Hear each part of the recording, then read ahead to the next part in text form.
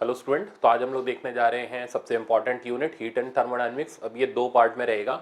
आज पहले पार्ट में हम लोग कवर करेंगे कैलोरीमेट्री, थर्मल एक्सपेंशन, ठीक है ना, और हीट ट्रांसफर। अब इन टॉपिक में से किस किस चीज़ पर आपने फोकस करना है पहले वो सुनो, ठीक है ना, क्योंकि काफ़ी इंपॉर्टेंट यूनिट है। 4 क्वेश्चन का सेट इससे आ सकता है, तो मैक्सिमम 4 मिनिमम 3 तो मान के चलो। अब कौन कौन सी टॉपिक्स हमें इसमें से अच्छे से तैयार करनी है, ठीक है ना, और उनकी प्रैक्टिस करनी है, वो ये हैं। सबसे पहले कैलोरीमेट्री के अंदर आपने आइस वाटर सिस्टम वो प्रैक्टिस करना है। कैलोरीमेट्री के अंदर आपने स्टीम आइस सिस्टम वो प्रैक्टिस करना है। तो ये दो चीज़ें ऐसी हैं जो अगर आपने प्रैक्टिस नहीं करी तो आपसे एग्जाम में सवाल नहीं होगा, ठीक है ना। तो ये ध्यान रखना, इसका सवाल एग्जाम में तब तक नहीं होगा जब तक आप प्रैक्टिस नहीं करोगे। दूसरा, थर्मल एक्सपेंशन। थर्मल एक्सपेंशन आसान सा टॉपिक है, फॉर्मूला बेस्ड टॉपिक है, तो इसमें हमें कुछ स्पेशल कंडीशंस, ठीक है ना, उनके ऊपर हमें काम करना है। मैं आपको सिखाई दूंगा आज के लेक्चर में। हीट ट्रांसफर के अंदर दो चीजें आती हैं, कंडक्शन और रेडिएशन। कंडक्शन पूरा अपना करंट इलेक्ट्रिसिटी वाला है, उसमें हम करंट इलेक्ट्रिसिटी के जो भी हम लोगों ने मिलमेन थ्योरम के शॉर्टकट्स पढ़े थे वो सारे अप्लाई हो जाएंगे इसके अंदर। और रेडिएशन के अंदर हम लोगों को स्टीफेंस लॉ और वीन्स displacement law including Newton's law पर फोकस्ड रहना है। तो ये तीन चीजें हैं, इन तीन में से हमेशा एक क्वेश्चन आपको जरूर मिलेगा, तो इनको हमें अच्छे से प्रैक्टिस करते हुए चलना है। तो ये जो जो मैंने टॉपिक बताए हैं इनको आप लिख लेना, इनको आप छोड़ना मत, और इनकी प्रैक्टिस जरूर करनी है। कहाँ से वो आपको बताइए, टेस्ट आपने उठा करके उससे प्रैक्टिस करनी है। अब चलते हैं हम लोग, टॉपिक स्टार्ट करते हैं कैलोरीमेट्री का। कैलोरीमेट्री के अंदर सबसे पहले हीट के फॉर्मूले सुन लो, फिर उन फॉर्मूलों को अप्लाई करना सीखते हैं, ठीक है ना। यहाँ बहुत सारे शॉर्टकट्स आने शुरू हो जाएंगे। अच्छा, अब जो इसका पार्ट 2 रहेगा वो स्पेशल पार्ट है। केटीजी और थर्मोडायनेमिक्स सबको उसी का इंतजार है, तो मेरे को भी उसका वेट था। तो थर्मोडायनेमिक्स बहुत पावरफुल टॉपिक है मेरा, तो वो आपका बहुत अच्छे से कवर हो जाएगा, आपको दिक्कत नहीं आएगी। तो आप सीखते चलो, ठीक है ना, और पहले इसको प्रैक्टिस में लाओ, फिर आप थर्मो की तरफ मूव करना। केस नंबर 1, अब यहाँ पर हम हीट के फॉर्मूले डिस्कस कर रहे हैं। देखो, हीट जब भी हम बॉडी को सप्लाई करते हैं तो दो काम होते हैं, या तो उसका टेम्परेचर चेंज करता है या फिर उसकी स्टेट चेंज करती है। तो जब भी आप हीट का फॉर्मूला लगा रहे हो तो पहले ये देखो कि टेम्परेचर चेंज हुआ है या फिर स्टेट चेंज हुई है। अगर टेम्परेचर चेंज होता है तो हीट का फॉर्मूला है ms डेल्टा टी, जहाँ s हो जाता है स्पेसिफिक हीट कैपेसिटी। छोटी मोटी चीज़ों की स्पेसिफिक हीट कैपेसिटी प्रैक्टिस करने के दौरान ऑटोमेटिकली याद हो जाती है, तो एग्जामिनर के ऊपर हम उसमें डिपेंडेंट नहीं रहते। जैसे स्पेसिफिक हीट कैपेसिटी वाटर की 1 यूनिट, ध्यान रखना हीट के अंदर यूनिट बड़ा इंपॉर्टेंट रोल प्ले करती है। अच्छा, specific heat capacity of water का यूनिट कैलोरी पर ग्राम पर डिग्री सेंटीग्रेड है। इसे जूल में कन्वर्ट करोगे तो 1 कैलोरी इक्वल्स टू 4.2 जूल हो जाएगा। तो ये हमारा और कन्वर्जन हो जाएगा जूल पर ग्राम में। किलोग्राम में लाओगे तो नीचे 1000 से डिवाइड मारेंगे, वो ऊपर जाके मल्टीप्लाई हो जाएगा। बट सबसे आसान कौन है? सबसे आसान ये वाला डाटा है। तो इसलिए हम लोग हीट के अंदर ज़्यादातर कैलकुलेशंस कैलोरी के अंदर करते हुए चलते हैं, क्योंकि वो कैलकुलेशन काफ़ी इजी रहती है, ठीक है ना। इंस्टेड ऑफ यूजिंग जूल हम लोग कैलोरी का सिस्टम यूज़ करते हैं। सिमिलरली वाटर का स्पेसिफिक हीट कैपेसिटी के बाद आइस का स्पेसिफिक हीट कैपेसिटी देखोगे तो उसका वैल्यू है 1/2 कैलोरी पर ग्राम पर डिग्री सेंटीग्रेड। स्टीम का देखोगे तो वो भी सेम है, 1/2 कैलोरी पर ग्राम पर डिग्री सेंटीग्रेड। तो ये तीन वैल्यूज ऐसी हैं जिनमें हमें एग्जामिनर पे डिपेंडेंट नहीं रहना, हमें अपनी तरफ से ये चीज़ें पता होनी चाहिए। अच्छा, हीट का फॉर्मूला ये हम तब इस्तेमाल करेंगे जब क्या चेंज हो रहा होगा, टेम्परेचर चेंज हो रहा होगा। एक और बात का ध्यान रखना है, ये फॉर्मूला डायरेक्ट मल्टीप्लिकेशन वाला फॉर्मूला तब तक लगता है जब तक स्पेसिफिक हीट कैपेसिटी कांस्टेंट है। अगर स्पेसिफिक हीट कैपेसिटी वेरिएबल है, ठीक है ना, तो अगर स्पेसिफिक हीट कैपेसिटी वेरिएबल है तो हमें हीट निकालनी पड़ती है इंटीग्रेट करके। इसका भी प्रॉब्लम मैंने रखा है, आपको पता चल जाएगा। अच्छा, कैलोरीमेट्री के अंदर पहले मैं आपको ग्राफिकल कंसेप्ट से प्रॉब्लम लगाने सिखाऊंगा, काफ़ी इंटरेस्टिंग है, ठीक है ना, और मज़े आएंगे आपको लगाने में, और फिर आप उसकी प्रैक्टिस करना। फिर हम लोग इसमें आइस वाटर और स्टीम आइस जो मैंने अभी इंपॉर्टेंट बताए उन पे काम करेंगे। तो फिलहाल दो फॉर्मूले दिमाग में सेट करो। ms डेल्टा टी तब लगेगा जब टेम्परेचर चेंज हो रहा होगा और स्पेसिफिक हीट कैपेसिटी कांस्टेंट होगी। अगर वेरिएबल होगी तो इंटीग्रल ms dt, इस पे प्रॉब्लम AIEEE में आ चुका है, अच्छे लेवल का प्रॉब्लम माना जाता है, ठीक है ना। हालांकि है इंटीग्रेशन ही, बट प्रॉब्लम अच्छे लेवल का माना जाता है। अब चलते हैं हम लोग नेक्स्ट पॉइंट की तरफ। नेक्स्ट पॉइंट है अगर स्टेट चेंज हो रही हो, ये दो जगह पर होती है, या तो मेल्टिंग के वक्त या फिर बॉइलिंग के वक्त, ठीक है ना। तो मेल्टिंग के वक्त सॉलिड स्टेट लिक्विड के अंदर कन्वर्ट हो रही होती है। जैसे 0 डिग्री सेंटीग्रेड आइस को आप हीट दो तो उसका टेम्परेचर चेंज नहीं होगा, पहले उसकी स्टेट चेंज होगी। स्टेट चेंज होने पर हीट का फॉर्मूला ml इस्तेमाल करते हैं, L लेटेंट हीट होता है। अगर हम फ्यूज़न के वक्त इस्तेमाल कर रहे हैं तो हम बोलेंगे लेटेंट हीट ऑफ फ्यूज़न, जिसके लिए आइस का वैल्यू अगेन हमें एग्जामिनर पे डिपेंडेंट नहीं रहना, यह हमें पहले से पता होना चाहिए। तो latent heat of fusion of ice का वैल्यू हमारे पास है 80 और इसका यूनिट अच्छी तरह देखना कैलोरी पर ग्राम। बाकी सिस्टम ऑफ यूनिट में कन्वर्ट करोगे तो रिजल्ट कॉम्प्लिकेटेड होता चला जाएगा, हमें करने की ज़रूरत नहीं है। तो हम लोग ये वाला वैल्यू अपना ध्यान रखते हुए चलेंगे। तो latent heat of fusion of ice का वैल्यू 80 कैलोरी पर ग्राम है। सिमिलरली अगर बॉइलिंग के वक्त आप हीट का फॉर्मूला कैलकुलेट करो तो इस वक्त स्टेट चेंज होती है लिक्विड से गैसियस फेज के अंदर। जैसे 100 डिग्री सेंटीग्रेड वाटर को हीट दें तो 100 डिग्री सेंटीग्रेड वाटर पहले कन्वर्ट होगा 100 डिग्री सेंटीग्रेड स्टीम में, ठीक है ना। इस दौरान उसकी स्टेट चेंज होगी, टेम्परेचर चेंज नहीं होगा। तो अब अगर आप हीट का फॉर्मूला यहाँ डेवलप करोगे तो ये फॉर्मूला आ जाएगा m टाइम्स LV, जहाँ LV हो जाएगा लेटेंट हीट ऑफ वेपराइजेशन, और स्टीम के लिए लेटेंट हीट ऑफ वेपराइजेशन का वैल्यू होता है 540 कैलोरी पर ग्राम। और अगर और यूनिट में कन्वर्ट करोगे कॉम्प्लिकेटेड होता जाएगा, तो अगेन हम ये वैल्यू याद रखेंगे। तो अभी तक हमारे पास हीट के दो फॉर्मूले हैं, ms डेल्टा टी तब लगाना है जब टेम्परेचर चेंज हो, ml तब लगाना है जब स्टेट चेंज हो, ठीक है ना। और वैल्यूज़ जो हमें पहले से पता होनी चाहिए, स्पेसिफिक हीट वाटर की 1 यूनिट के साथ कैलोरी पर ग्राम पर डिग्री सेंटीग्रेड, आइस की हाफ कैलोरी पर ग्राम पर डिग्री सेंटीग्रेड, स्टीम की हाफ कैलोरी पर ग्राम पर degree centigrade, latent heat fusion की आइस की 80 कैलोरी पर ग्राम और स्टीम की 540 कैलोरी पर ग्राम। छोटे मोटे रिजल्ट्स हैं, इनका हमें पहले से फ्लो बना के चलना है। मैं क्यों बोल रहा हूँ कि याद रहना चाहिए, क्योंकि इसमें जब भी प्रॉब्लम आता है तो डाटा बहुत सारा होता है। अब आधी चीज़ें अगर हमें पहले से पता होंगी ना तो हमें अननेसेसरी डाटा ढूंढने की ज़रूरत नहीं पड़ेगी, हमें पहले से इन सब चीज़ों से फैमिलियर रहना पड़ता है। अब चलते हैं आगे। देखो ये मैं बोल रहा था ग्राफिकल प्रॉब्लम है। आप जनरली बुक के अंदर भी ग्राफ थ्योरी के अंदर पढ़ते होंगे, मैंने यहाँ उस ग्राफ को न्यूमेरिकल बना के रखा है, इससे आपकी अप्रोच सॉलिड हो जाएगी। मज़ेदार खेल है, ध्यान से देखना, ठीक है ना। सबसे पहले हमने किया क्या, मान लो आइस है हमारे पास -20 डिग्री सेंटीग्रेड पर, हमने उसको हीट किया। क्या होगा, सबसे पहले आइस का टेम्परेचर चेंज होगा। कब तक, तब तक जब तक वो अपने मेल्टिंग पॉइंट पर ना पहुंच जाए, यानी 0 डिग्री सेंटीग्रेड पर। तो यहाँ से यहाँ तक स्टेट सॉलिड है और उसका टेम्परेचर राइज कर रहा है। 0 डिग्री सेंटीग्रेड आने के बाद अगर हम फिर से आइस को हीट सप्लाई करते हैं तो अब उसका टेम्परेचर चेंज नहीं होगा, उसकी स्टेट चेंज होगी और थोड़ी देर के लिए आप देखोगे टेम्परेचर कांस्टेंट हो जाएगा। और इस दौरान अगर आप हीट का फॉर्मूला लिखोगे तो क्या बताया था मैंने, ml, जहाँ l हो जाएगा लेटेंट हीट ऑफ फ्यूजन। अब बी पॉइंट पर हम ऑब्टेन कर चुके हैं वाटर एट 0 डिग्री सेंटीग्रेड, ठीक है ना। इसके बाद जब हम हीट सप्लाई करना शुरू करेंगे तो अब 0 डिग्री सेंटीग्रेड वाटर का टेम्परेचर राइज करेगा। कब तक, जब तक वो 100 डिग्री सेंटीग्रेड वाटर तक ना पहुंच जाए। फिर कुछ देर के लिए आप देख सकते हो टेम्परेचर फिर से कांस्टेंट हो गया, तब तक जब तक पूरा का पूरा वाटर स्टीम में कन्वर्ट नहीं हो गया। अब आप देखो यहाँ पर गैसियस फेज आ चुकी है और अब कहीं पर भी टेम्परेचर कांस्टेंट नहीं होगा, कंटिन्यूसली इंक्रीज करता चला जाएगा।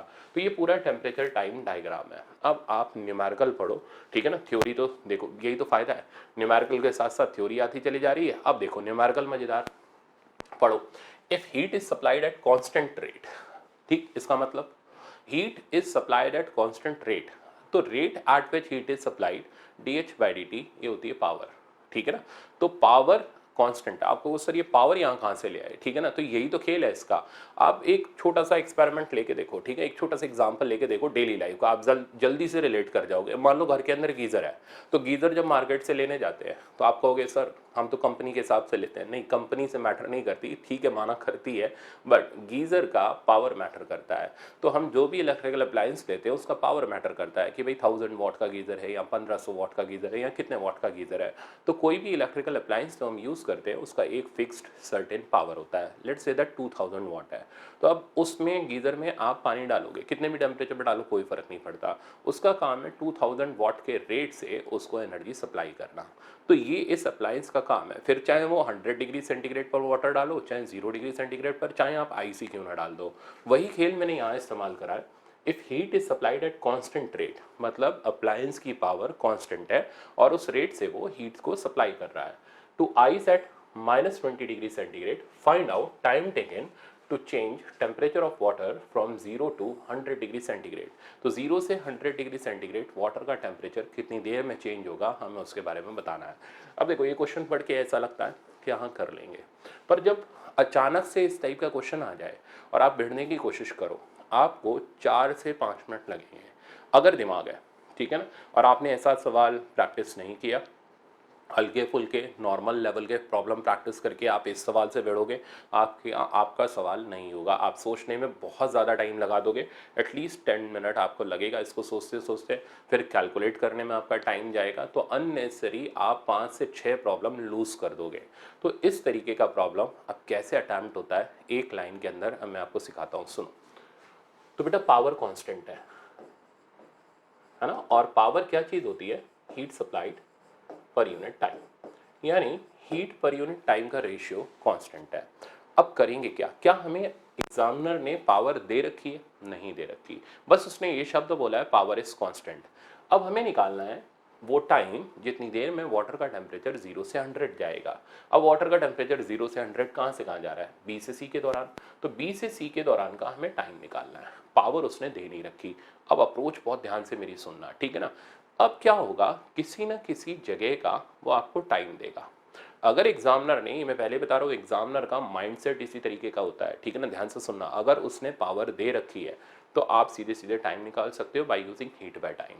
बट अगर उसने पावर नहीं दे रखी तो वो ग्राफ के अंदर ही आपको उलझाएगा, और उसका सोल्यूशन ये रहेगा, आप जरा ग्राफ को ढंग से ऑब्जर्व करो, कोई एक इंटरवल ऐसा मिलेगा जहाँ का हमें टाइम पता होगा। तो चलो चेक करते हैं, यहां से यहां का टाइम नहीं पता, यहां से यहां का टाइम पता है, आंखें खोल के देखो, यहां से यहां का टाइम ये माइनस ये हुआ 8 मिनट। तो हमें ए से बी का टाइम पता है, यानी हमें आइस के मेल्टिंग के दौरान का टाइम पता है कि 8 मिनट में आइस मेल्ट होती है। अब क्योंकि पावर कांस्टेंट है, तो जिस रेट से यहाँ हीट सप्लाई हो रही होगी उसी रेट से यहाँ हो रही होगी, उसी रेट से यहाँ हो रही होगी। तो हम इन दोनों की पावर को, यानी हीट पर यूनिट टाइम को आपस में कंपेयर कर देते हैं, देखते हैं क्या आता है। तो क्योंकि पावर कांस्टेंट है, इसलिए heat supplied during A B ही क्यों सिलेक्ट किया, क्योंकि ए बी का हम टाइम जानते हैं, और किससे कंपेयर करेंगे, उससे करेंगे जिसका हमें टाइम निकालना है। तो heat supplied during A B by time taken during A B is equals to heat supplied during B C is to time taken during B C. अब आप हीट का फॉर्मूला सेट करो, ए से बी में melting हो रही है, temperature change नहीं हो रहा, तो हीट का फॉर्मूला ml होगा। तो मैंने यहाँ पुट किया ml, L फ्यूजन वाला, divided by delta T A B equals to, ये मैं इतनी स्टेप्स इसलिए लिख रहा हूँ क्यों, ताकि आप आराम से समझ पाओ। लिखने का काम तो एक लाइन में भी चल जाता, बट वो तब ना जब हमें पता हो, जब पता ही नहीं है तो फिर हमें थोड़ा डिटेल निकालनी पड़ती है, सीखना पड़ता है उस चीज़ को। अब आप आ जाओ बी से सी वाले प्रोसेस पर, तो मतलब पहला सवाल ही आपको धमाकेदार मिल रहा है, ठीक है ना, तो ग्राफ में आपके धमाके छूटने तय थे। तो अब यहाँ से इस अप्रोच को सीख करके अगर ग्राफिकल प्रॉब्लम आया तो मेरे हिसाब से तो आपको अब कर लेना चाहिए। अब सीखना बेटा, तो बी से सी के लिए अगर हम वर्कआउट करें रिजल्ट को, तो हीट सप्लाइड ड्यूरिंग बी से C M S delta T divided by delta T B से C. M S delta T इसलिए क्योंकि यहाँ पर क्या चेंज हो रहा है, टेम्परेचर चेंज हो रहा है। एक और खास बात देखो, जब हम हीट पर यूनिट टाइम आपस में कंपेयर करते हैं तो मास कैंसिल आउट हो जा रहा है, तो एग्जामिनर को मास देने की ज़रूरत नहीं है। तो अब एग्जामिनर की बुद्धि को अच्छी तरीके से आप स्कैन कर सकते हो, वो पावर कांस्टेंट बोलेगा, देगा नहीं। तो ये इशारा है कि एक जगह से डाटा उठा के दूसरी जगह पे कंपेयर करेंगे, मास वो देगा नहीं, क्योंकि कंपैरिजन के दौरान मास कैंसिल आउट हो जाएगा। अगर एग्जामिनर पावर देता है तो वो कहीं का भी टाइम देगा नहीं, मास उसको देना पड़ेगा, तभी आप उस जगह का टाइम निकाल के दे पाओगे। तो हमेशा जब भी अब ग्राफिकल सवाल देखना मुस्कुराना, ठीक है ना, कि हमें आता है, ठीक है ना। अब हमें अच्छी तरीके से स्कैन करना है, एग्जामिनर ने पावर दे रखी है या उसने एक पर्टिकुलर इंटरवल का टाइम दे रखा है। अब मुस्कुराओ क्योंकि आपको आता है और आप आराम से इसको कर सकते हो, बस एक बार प्रैक्टिस की ज़रूरत है। अब हम इनको कंपेयर कर देते हैं, काम खत्म। इसकी वैल्यू, अब सारा का सारा डाटा हम कैलोरी वाला यूज़ कर रहे हैं, तो दाएं बाएं से वो यूनिट कैंसिल आउट हो जाएंगे, और टाइम का जैसा यूनिट यहाँ होगा वैसा यूनिट यहाँ पर आ जाएगा। तो यहाँ पर मैंने लेटेंट हीट 80 डाली, टाइम ए से बी का 8 मिनट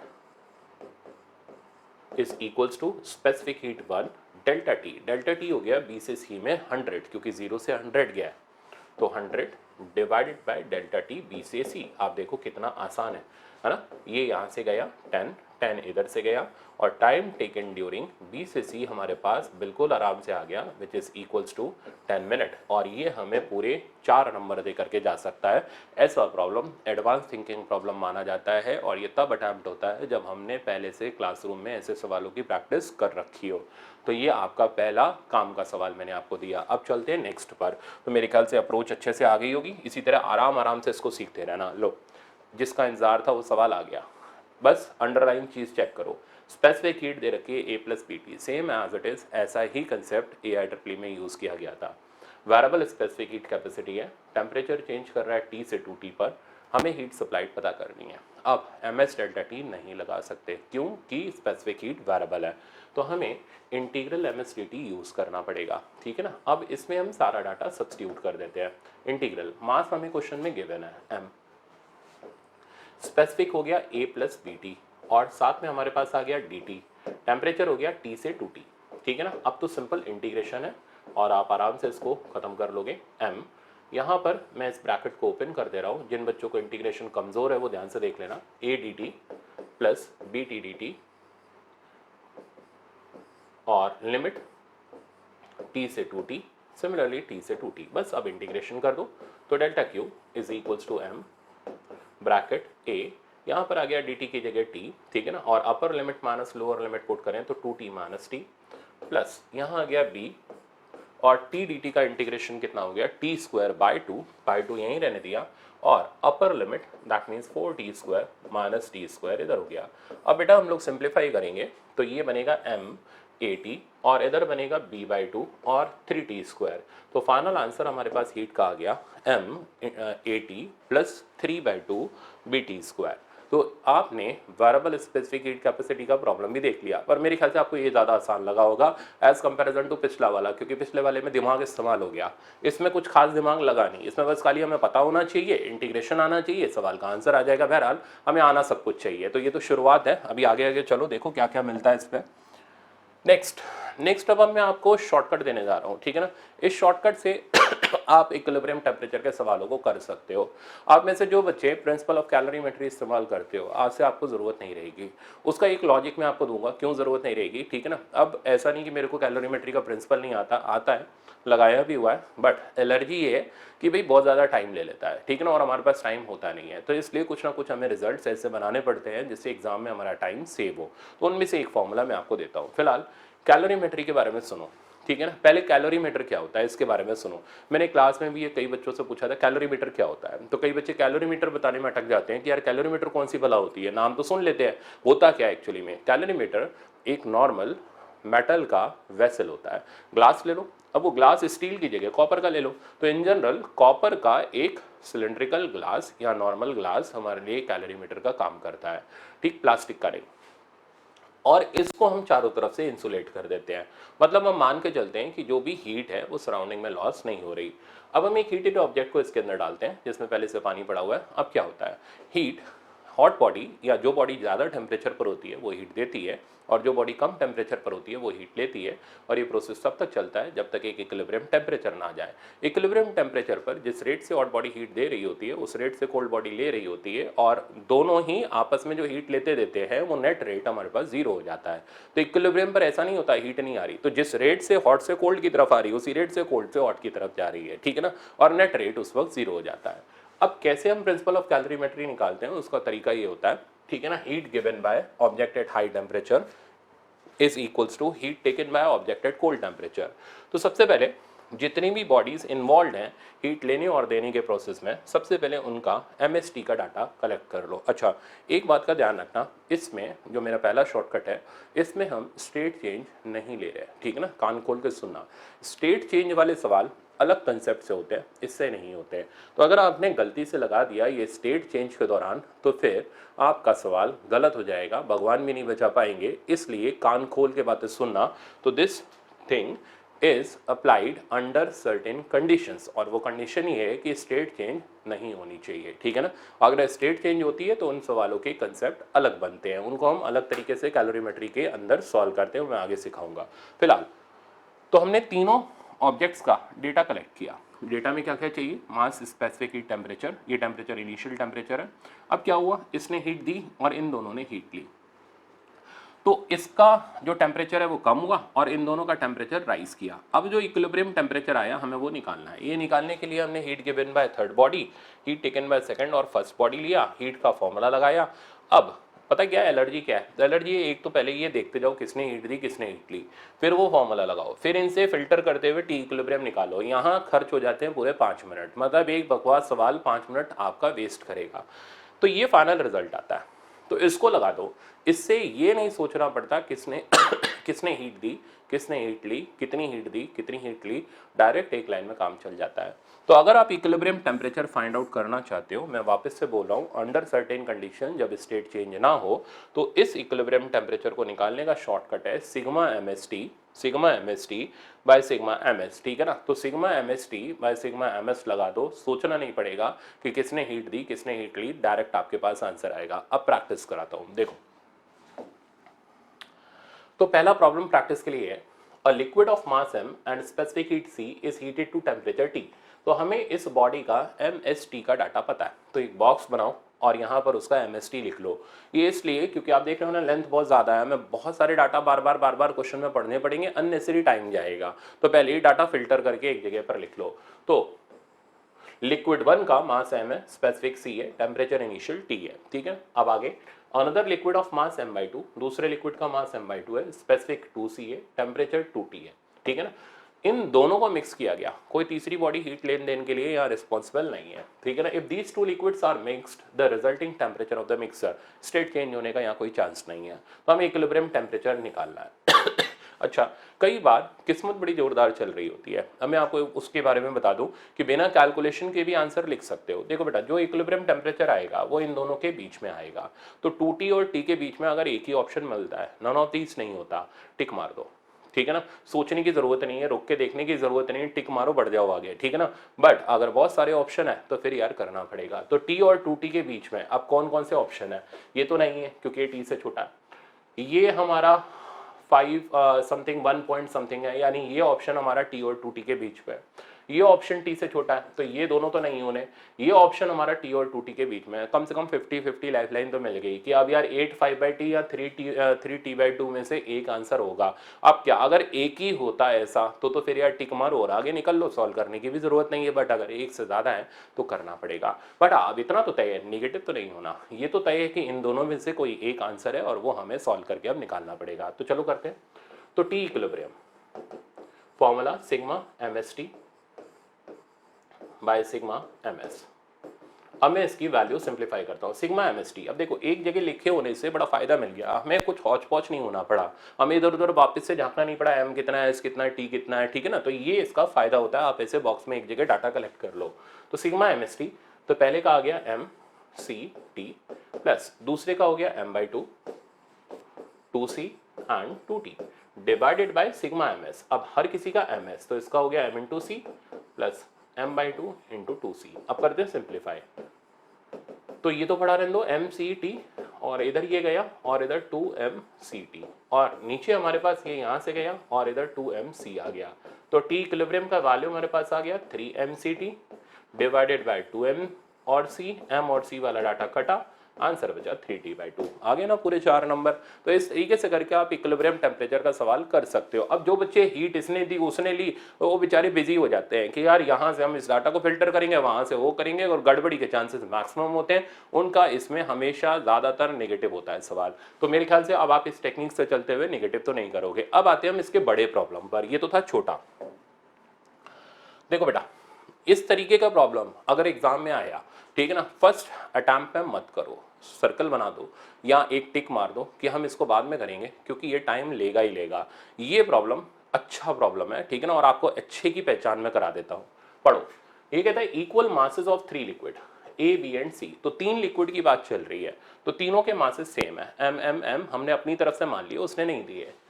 टेम्परेचर दे रखे हैं 10, 25 और 40। तो 10, 25 और 40 इनके टेम्परेचर है। Okay, if A and B are mix, अब कहानी तीनों को मिक्स करने की नहीं चल रही, कहता है A और B को मिक्स किया। अच्छा, स्पेसिफिक किसी के नहीं दिए तो हमने अपनी तरफ से S1, S2, S3 ले लिए।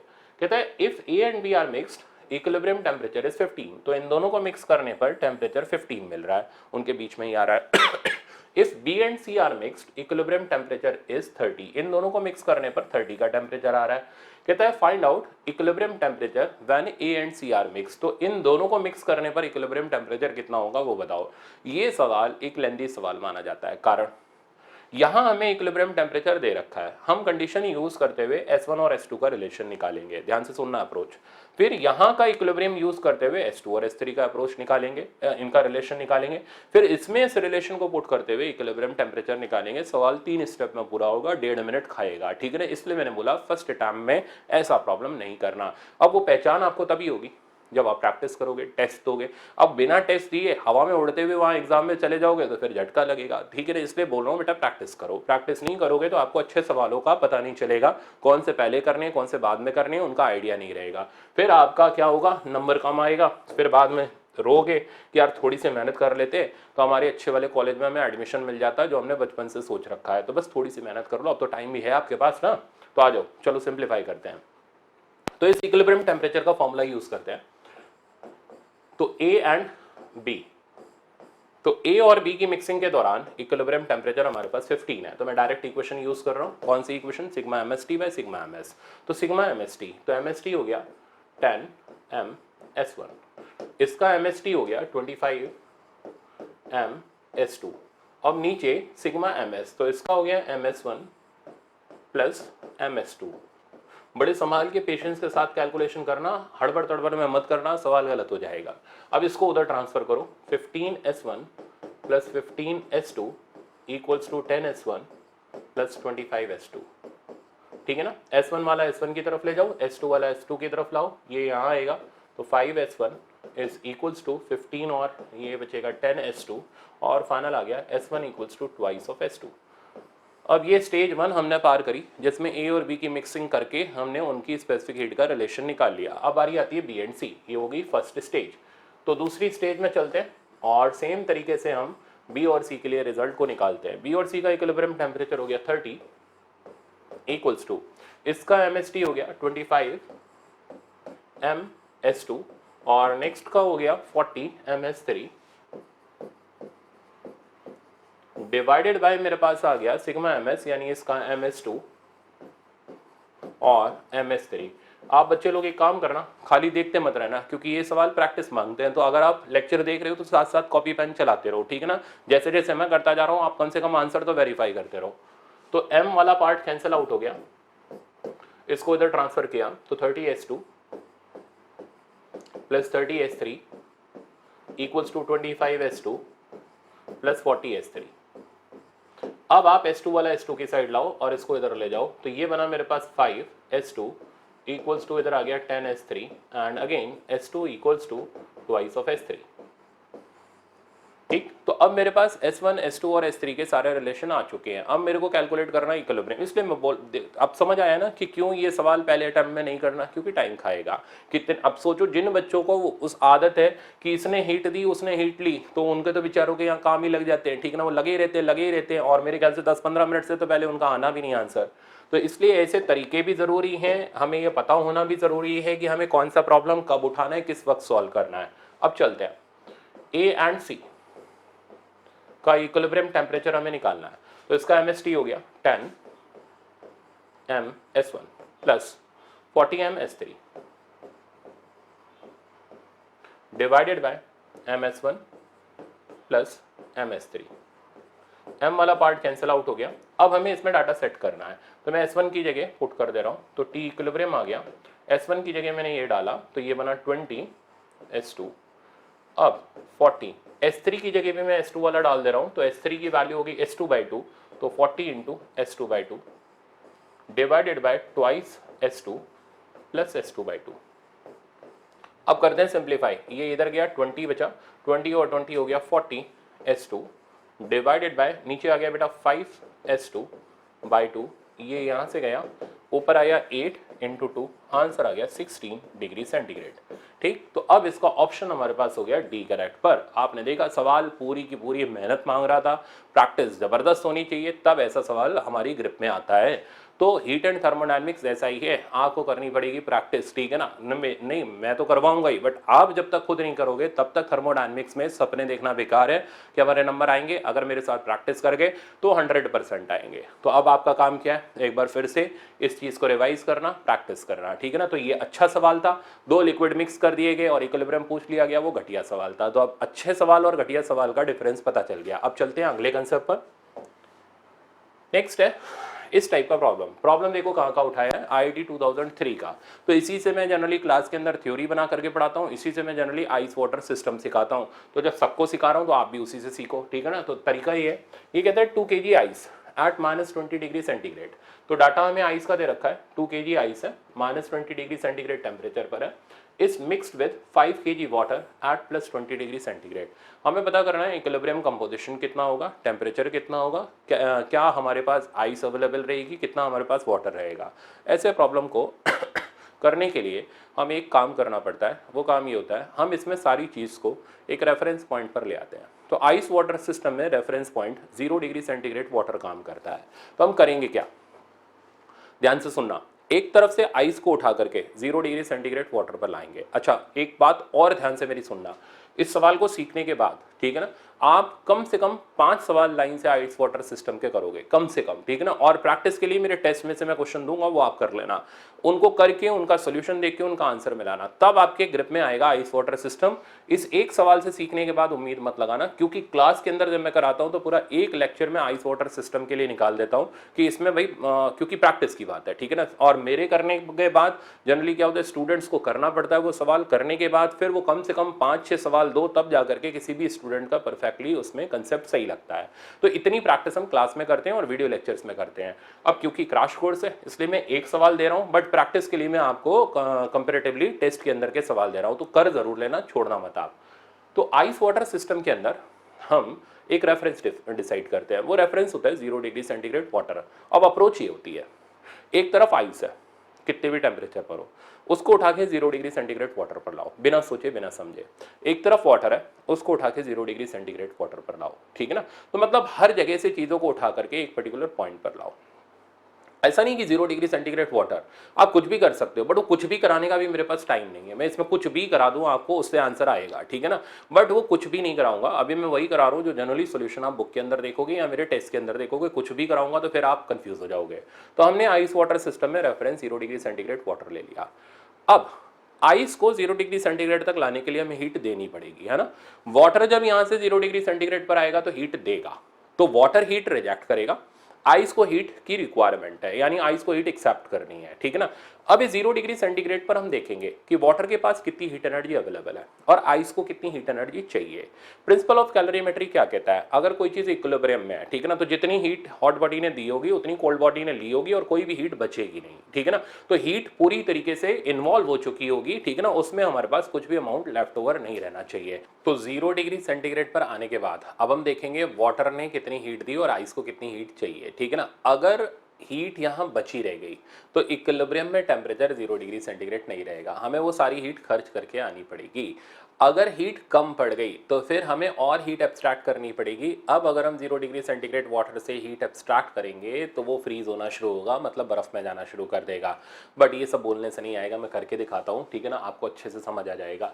तो पहले जो प्रिंसिपल हमने यूज़ किया, पहले हम उसको यहाँ पर एक बार पूरा कैलकुलेट करते हैं। तो हम आइस को 0 डिग्री सेंटीग्रेड वाटर तक लाते हैं, डायरेक्ट तो आएगी नहीं, 2 स्टेप में आएगी। पहली स्टेप, आप आइस एट -20 डिग्री सेंटीग्रेड को आइस एट 0 डिग्री सेंटीग्रेड में लाओ। इस दौरान यहाँ पर आप चेक करो टेम्परेचर चेंज हो रहा है, हीट का फॉर्मूला ms डेल्टा टी, मास आइस का मास 2 kg दे रखा है। स्पेसिफिक हीट के यूनिट देखो किलो कैलोरी पर किलोग्राम, ठीक है, कैलोरी पर ग्राम की जगह मैंने चेंज कर दिया किलो कैलोरी पर किलोग्राम। इससे क्या होगा, केजी कट जाएगा और हमें कोई एडिशनल 1000 से मल्टीप्लाई डिवाइड करने की जरूरत नहीं पड़ेगी। तो मास अगर किलोग्राम में चल रहा है तो किलो कैलोरी बाई किलोग्राम बना लो, ये स्मार्ट मूव होता है। अब डाटा सब्स्टिट्यूट करते हैं, तो इधर हो गया 2, स्पेसिफिक की जगह आ गया हाफ और डेल्टा टी की वैल्यू हो गई 20। तो अब जो हीट चाहिए आइस को 0 डिग्री सेंटीग्रेड तक आने के लिए, वो हीट की वैल्यू हो गई 20 किलो कैलोरी। तो 20 kilo calorie of heat is required by ice to change its temperature from -20 to 0 degree centigrade.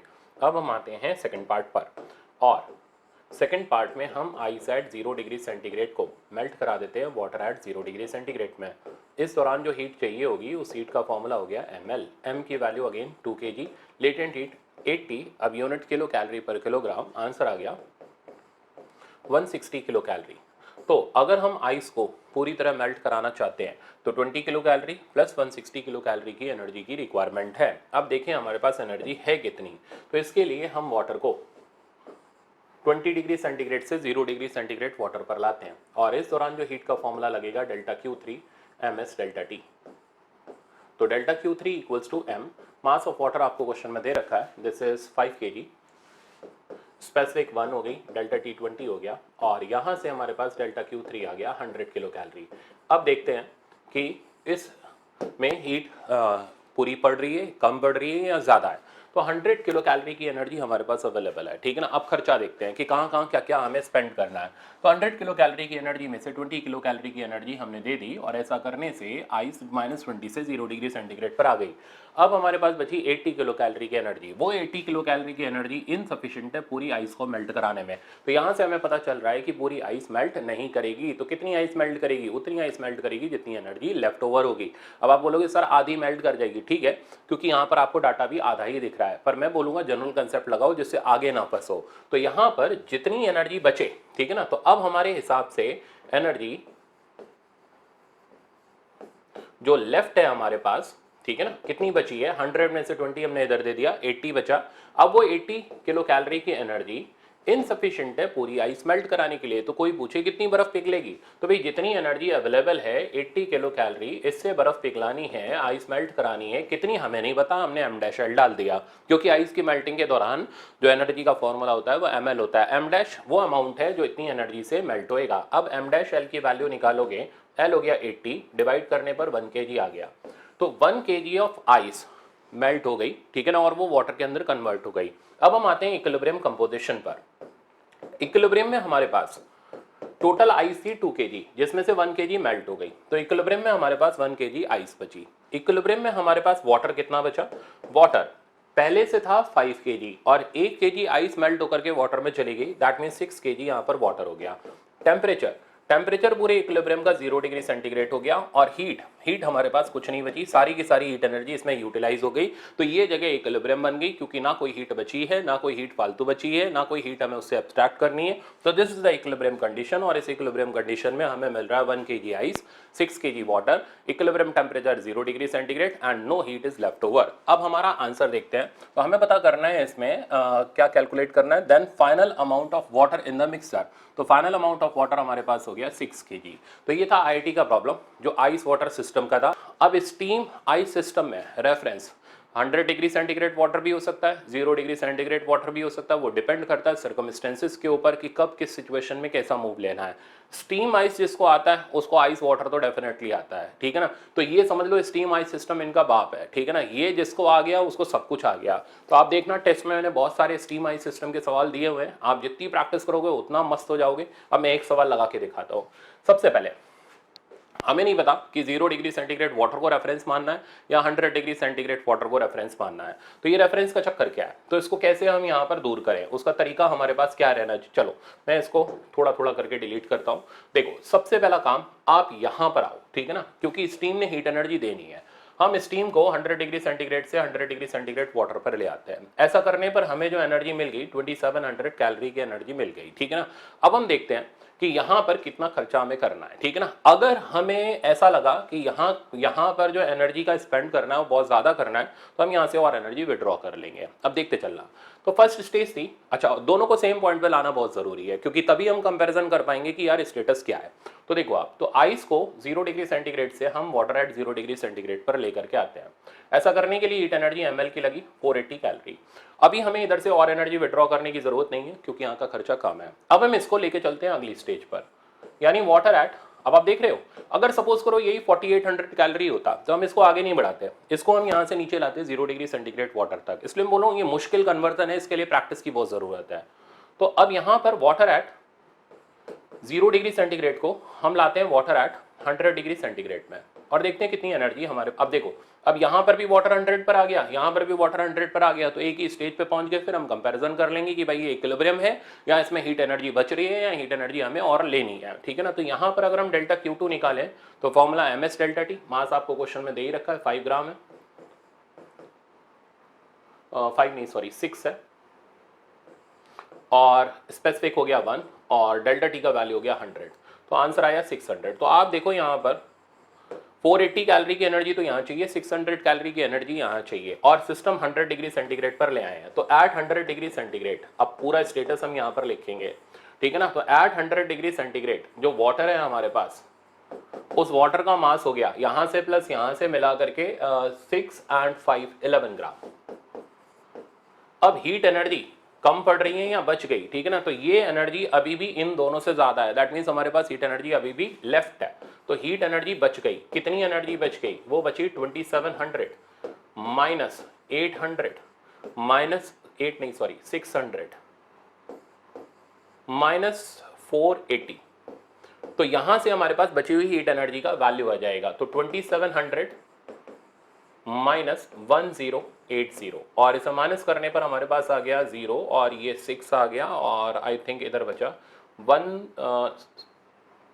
1620। तो इतनी हीट एनर्जी हमारे पास बच गई। तो this is the left amount of heat energy. अब क्या होगा, अगर ये हीट एनर्जी बच रही है तो ये हमें दे के आनी पड़ेगी। अब अगर आप 100 डिग्री सेंटीग्रेड वाटर को ये एनर्जी दोगे तो उसमें से कुछ वाटर स्टीम के अंदर कन्वर्ट होगा। कितना वाटर स्टीम के अंदर कन्वर्ट होगा तो वो हमें निकालना पड़ेगा। तो 1620 कैलोरी से कितना वाटर स्टीम में जाएगा, m-L। अब 1620 को हमने यहाँ पर m-L को हमने 540 डाला, देखते हैं कितना आता है। तो m- is equals to 1620 divided by 540, ठीक है ना। और इतना ग्राम हमारे पास अब क्या मिलेगी, स्टीम मिलेगी, और बाकी बचा हुआ हमारे पास क्या होगा, वाटर होगा, ठीक है ना। और टेम्परेचर जो होगा पूरे सिस्टम का वो हो जाएगा 100 डिग्री सेंटीग्रेड। तो इसलिए ये सवाल एग्जाम में बहुत अच्छे सवाल माने जाते हैं स्टीम आइस के और आइस वाटर के।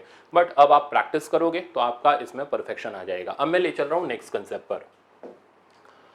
नेक्स्ट कंसेप्ट है ये सवाल भी देखने में ऐसा लग रहा है कि बहुत आसान है, बट इस सवाल के अंदर भी यूनिट एंड डायमेंशन का इतना खतरनाक खेल है कि आप उसके अंदर फंसे तो आपका सवाल गलत होना तय है। अब बहुत ध्यान से देखना, ये कह रहा है हेल स्टोन मतलब ओले are falling from height 800 metre. तो 800 मीटर से वो फॉल कर रहे हैं, तो उनके पास वहां पर पोटेंशियल एनर्जी है, ठीक है ना। अच्छा अब स्टेप बाय स्टेप सवाल पढ़ते जाओ। Such that on striking ground all energy get converted into heat. तो ग्राउंड से टकराने पर सारी की सारी एनर्जी हीट में कन्वर्ट हो गई, ठीक है ना। अच्छा हीट में कन्वर्ट हो गई, इसकी ये गारंटी नहीं कि वो हीट वहां मेल्टिंग में चली गई। इसको आप ऐसे रिलेट करो, आपने एक बर्तन गैस के ऊपर रखा, तो क्या गैस की सारी एनर्जी उस बर्तन को मिल जाएगी, नहीं, सराउंडिंग में भी क्या होती है, लॉस होती है। तो यहाँ पर जो पोटेंशियल एनर्जी है वो तो हीट में कन्वर्ट हो रही है। अब आगे देखते हैं क्या बोल रहा है। 42% is utilised in melting ice. तो उसका 42% आइस मेल्टिंग में जा रहा है, बाकी सराउंडिंग में लॉस हो जा रहा है। तो हमें पता करना है फ्रैक्शन ऑफ आइस मेल्टेड, ठीक है ना। तो फ्रैक्शन ऑफ आइस मेल्टेड अब हम कैसे पता करेंगे वो सुनो। तो यहां पर पोटेंशियल एनर्जी का 42% से आइस मेल्ट हो रही है, ठीक है ना, यानी वो हीट के अंदर कन्वर्ट हो रहा है। जब भी एनर्जी का एक फॉर्म दूसरे फॉर्म में कन्वर्ट करते हैं, बहुत ध्यान से मेरे शब्द सुनना ध्यान से, ठीक है ना। तो जब भी इस एनर्जी को इस एनर्जी में कन्वर्ट करोगे तो ये तो जूल में चल रहा है, ये कैलोरी में चल रहा है, आपको डाटा सेम यूनिट में लाना पड़ेगा। अब आपके पास दो चॉइस है, या तो 4.2 डालो, ठीक है ना, आंसर आ जाएगा, या 4200 डालो। अब मैं आपको एक एक चीज स्टेप बाय स्टेप बता रहा हूँ, बहुत ध्यान से सुनना, क्योंकि यहाँ इतना ज्यादा कंफ्यूजन होता है कि आप गए तो सवाल गया। ध्यान से देखना। तो 42 डिवाइडेड बाय 100 इंटू mgh। जब हम mgh लिख रहे हैं और इसे हम जूल बोल रहे हैं, तो this mass is in kg, g is in metre per second square, height is in metre, यानी इधर का सारा डाटा SI सिस्टम में है, ठीक है ना। अब आगे सुनो, यहाँ हीट मेल्टिंग में जा रही है तो m-L डाला, इंटू मैंने 4.2 किया। अगर मैंने ये 4.2 किया ना तो ये जूल पर ग्राम, ये ग्राम के अंदर होगा, ठीक है ना। और लेटेंट हीट कन्वर्ट होगी जूल पर ग्राम के अंदर। मतलब जब आप 4.2 रखोगे तो हीट वाले सिस्टम का मास ग्राम में रहेगा। आपको फ्रैक्शन निकालना है, कोई भी फ्रैक्शन हो वो यूनिटलेस डायमेंशनलेस क्वांटिटी होता है, ना यूनिट होता है ना डायमेंशन होता है। तो अगर आपने इधर 4.2 रखा, ये ग्राम में है, बट इधर वाला डाटा किलोग्राम में है, और ग्राम और किलोग्राम डिवाइड करने पर वो कटेगा नहीं और आपका सवाल गलत करा देगा। इसलिए अब मैं आपको जो बता रहा हूं वो ध्यान से सुनना। इसलिए इधर का डाटा आपको केजी में लाना पड़ेगा। केजी में लाने के लिए 4.2 की जगह 4200 से आप मल्टीप्लाई करना। अगर आप 4200 से मल्टीप्लाई करोगे, अब ये मास होगा ऑटोमेटिकली केजी के यूनिट में आ जाएगा। ये भी केजी में, ये भी केजी में, यूनिट और डायमेंशन दोनों के मैच करके सवाल कभी गलत नहीं होगा। तो मेरा सजेशन ये है कि जब भी आप पोटेंशियल एनर्जी, काइनेटिक एनर्जी, ठीक है ना, या मैकेनिकल एनर्जी को हीट में कन्वर्ट कर रहे हो, तो पहली बात कैलोरी को जूल में कन्वर्ट करोगे। जूल में कन्वर्ट करने के बाद हमें उस मास को लाना पड़ेगा केजी में, if we have to find out क्या फ्रैक्शन। अगर फ्रैक्शन नहीं निकालना, सिर्फ ये मास निकालना होता कोई दिक्कत नहीं थी, 4.2 रखते और आंसर ग्राम में दे देते। बट हमें अगर परफेक्शन से चलना है और किसी भी फ्रैक्शन वाले सवाल को गलत नहीं करना, तो उसके यूनिट एंड डायमेंशन का ध्यान रखना है। तो ये केजी में है तो ये भी केजी में रहना चाहिए। वो तभी रह पाएगा जब 4.2 को आप रिप्लेस करोगे 4200 से। तो मेरे ख्याल से ये बहुत गहरी बात थी और आप में से बहुत सारे बच्चों को नहीं, 99% लोगों को नहीं पता होती। वो 4.2 करके चल देते हैं, उनका सवाल कभी नहीं आता। ये मैंने क्लासरूम में भी टेस्ट किया हुआ, इतने सालों से पढ़ा रहा हूँ, आज तक किसी ने जवाब नहीं दे पाया कि 4200 रखें या 4.2 रखें। तो अब मेरे ख्याल से बात समझ आ गई होगी। 4.2 रखा तो ये ग्राम में रहेगा, 4200 रखा तो ये केजी में रहेगा। फर्क फ्रैक्शन में पड़ेगा, ये ध्यान रखना। फ्रैक्शन तभी ले पाओगे जब दोनों यूनिट डायमेंशन सेम हो। अब चलता हूं मैं आगे, तो देखो आप, तो 42 डिवाइडेड बाय 100। अब सारा डाटा पुट करते जाओ। m टोटल मास हो गया जो फॉल कर रहा है, जी आप जानते हो 10, हाइट आपके पास अवेलेबल है, कितनी दे रखी है 800, m dash amount of ice melted in KG, latent heat हो गई 80 और इनटू में हो गया 4200। तो बच्चों अब यहाँ से इसको उड़ाओ तो इधर आ गया हमारे पास 100, 100 से ये भी चले गया और सही से काटना, एक आधा बिंदी बच ना जाए। तो m डैश की value, m dash by m की वैल्यू, दिस इज हो गया फ्रैक्शन ऑफ आइस मेल्टेड। तो अब इस सबको डाटा को उधर ले जाओ, ये यहाँ से कटेगा 10 बचा, 10 भी यहाँ से कट जाएगा और ये फ्रैक्शन आई थिंक मेरे पास आ जाएगा 1/100। तो 1/100 ये वो फ्रैक्शन है जितना आइस का मेल्ट किया, ठीक है ना। और इसका कोई ना यूनिट है ना इसका कोई डायमेंशन है। तो मेरे ख्याल से जिस चैप्टर को आप बहुत आसान समझ करके चल रहे थे, उस चैप्टर ने आपकी ऐसी जैसी कर रखी है, क्योंकि आपको यूनिट एंड डायमेंशन नहीं पता थे और इवन आपको स्टीम आइस सिस्टम का कंसेप्ट नहीं पता था। आप आइस वाटर सिस्टम के अंदर कुछ ना कुछ इधर उधर कर रहे थे। तो ये चैप्टर सुनने में आसान था बट टेक्निकली बहुत स्ट्रॉन्ग चैप्टर है। अब चलते हैं अगले पर, थर्मल एक्सपेंशन। अब थर्मल एक्सपेंशन आसान है। इसमें सबसे पहले एक सिस्टम ऑफ यूनिट को दूसरे सिस्टम ऑफ यूनिट में कन्वर्ट करने का हम तरीका देखते हैं। अब आप रिलैक्स कर सकते हो, ठीक है ना। जो भारी मुसीबत थी वो थी कैलोरीमेट्री, वो दूर हुई, बट अभी प्रैक्टिस की गुंजाइश है। अच्छा देखो, जब भी हम किसी टेम्परेचर स्केल को डिज़ाइन करते हैं तो एक प्रिंसिपल यूज़ करते हैं, वो होता है रीडिंग ऑन एनी स्केल। तो आप अपने नाम से भी टेम्परेचर स्केल बना सकते हो, कोई बड़ा काम नहीं है। तो टेम्परेचर ऑन एनी स्केल मतलब उस स्केल का temperature minus lower fix point. Lower fix point मतलब वो टेम्परेचर जिस पे आइस क्या मेल्ट होती है या बर्फ़ पानी के अंदर कन्वर्ट होता है। नहीं, उल्टा बोल गया क्या मैं, आइस मेल्ट होती है या फिर ऐसे बोलो वाटर फ्रीज होता है, कुछ भी एक बोल सकते हो। अपर फिक्स पॉइंट बॉइलिंग पॉइंट हो गया, लोअर फिक्स पॉइंट वही मेल्टिंग पॉइंट हो गया। तो किसी भी टेम्परेचर स्केल को डिज़ाइन करते वक्त ये जो रेशियो रहता है ये कांस्टेंट होता है और इसी के बेसिस पर हम किसी भी टेम्परेचर स्केल का एक स्केल से दूसरी स्केल में कन्वर्जन करते हैं।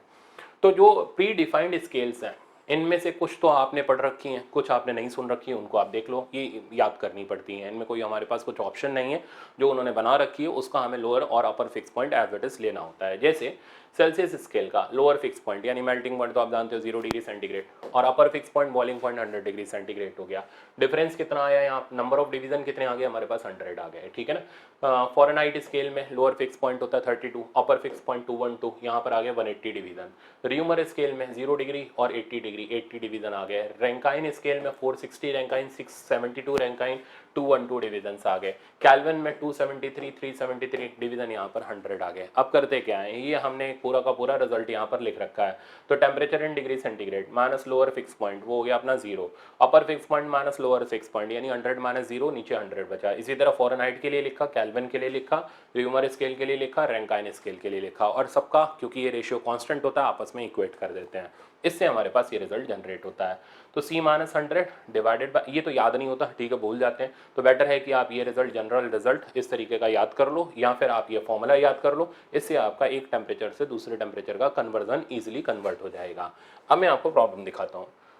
जैसे प्रॉब्लम ये द ग्राफ AB, तो ये एक ग्राफ है जो कि सेंटीग्रेड और फ़ारेनहाइट स्केल को आपस में लिंक कर रहा है। तो पहले हम सेंटीग्रेड और फ़ारेनहाइट का आपस में रिलेशन निकालते हैं। तो सेंटीग्रेड -0/100 - 0 ये हो गया temperature in degree centigrade minus lower fix point upper fix point minus lower fix point, इसी तरह फ़ारेनहाइट में कन्वर्ट कर दिया। अब क्या किया, सेंटीग्रेड को वाई एक्सिस पर रखना है तो इक्वेशन बना ली, और सेंटीग्रेड वाले को वाई एक्सिस पर रखा, फ़ारेनहाइट को एक्स एक्सिस पर रखा, तो इक्वेशन बनी y बराबर mx + c, और कंपेयर मारा तो m की वैल्यू हमारे पास आ गई 5/9। अब क्वेश्चन में क्या पूछा है, ये बोल रहा है कि देन स्लोप, तो हमें इसका स्लोप बताना है। तो स्लोप की वैल्यू हमारे पास 5/9 के बराबर होगी, ऑप्शन नंबर हमारा बी करेक्ट हो गया। तो ये चैप्टर अब जो आ रहा है ये मुश्किल नहीं है, ये फॉर्मूला बेस्ड है, ये आराम से निपट जाएगा, ठीक है ना। बस कैलोरीमेट्री की प्रैक्टिस अच्छे से कर लेना। अब आते हैं हम इस पे, ये कह रहा है the freezing point on thermometer is marked as 20 degree, ठीक है ना। तो ये कोई नई स्केल डिजाइन करवा रहा है जिसमें फ्रीजिंग पॉइंट यानी LFP लोअर फिक्स पॉइंट का वैल्यू 20 हो गया, तो LFP 20 हो गया। अच्छा, बॉइलिंग पॉइंट इज 150, इसका मतलब UFP 150 हो गया।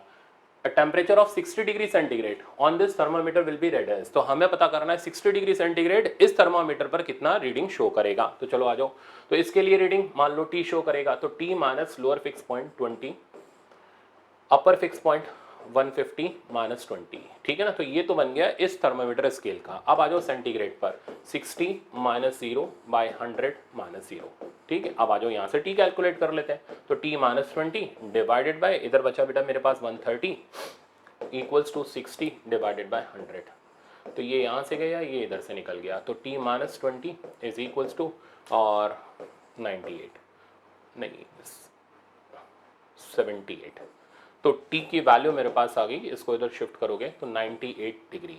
तो इस नई टेम्परेचर स्केल पर 98 डिग्री टेम्परेचर की वैल्यू होगी जब सेंटीग्रेड स्केल का टेम्परेचर हमारा 60 डिग्री होगा। ऑप्शन नंबर हमारा सी करेक्ट हो गया। तो मेरे ख्याल से अब टेम्परेचर स्केल का कंसेप्ट आपको आ गया, आप आराम से एक टेम्परेचर से दूसरे टेम्परेचर में कन्वर्जन कर सकते हो। अब नेक्स्ट देखना, अब आते हैं फॉर्मूले, ठीक है ना। अब आप रिलैक्स रहो, बिल्कुल मतलब मजेदार खेल चलेगा इसके अंदर, और बढ़िया से हम लोग शॉर्टकट डेवलप करेंगे और सवाल को उड़ाते जाएंगे। अब देखो, सबसे पहले आता है लीनियर एक्सपेंशन, ये बिल्कुल सेम होता है जो आपने मेरे से करंट इलेक्ट्रिसिटी में पढ़ा था। तो मान लो रॉड का टेम्परेचर T0 है और हम इसको हीट करके फाइनल टेम्परेचर TF पर लाते हैं, तो लीनियर एक्सपेंशन यानी लेंथ के अंदर एक्सपेंशन जब हम देखते हैं तो फाइनल रिजल्ट आता है LF - L0, यानी change in length is proportional to original length and directly proportional to temperature difference. तो फॉर्मूला जनरेट होता है LF - L0 is equal to L0 alpha delta T, जहाँ अल्फा को बोलते हैं टेम्परेचर कोफिशिएंट, ठीक है ना, या फिर ऐसे बोल लो कोफिशिएंट ऑफ लीनियर एक्सपेंशन। इसकी वैल्यू पर डिग्री सेंटीग्रेड में होती है, बहुत थोड़ी सी होती है, ठीक है। इसका मतलब ये होता है कि ये जो है चीज़ें बहुत ज़्यादा एक्सपैंड नहीं करेंगी, जितना अल्फा ज़्यादा होगा एक्सपेंशन भी उतना ज़्यादा देखने को मिलेगा।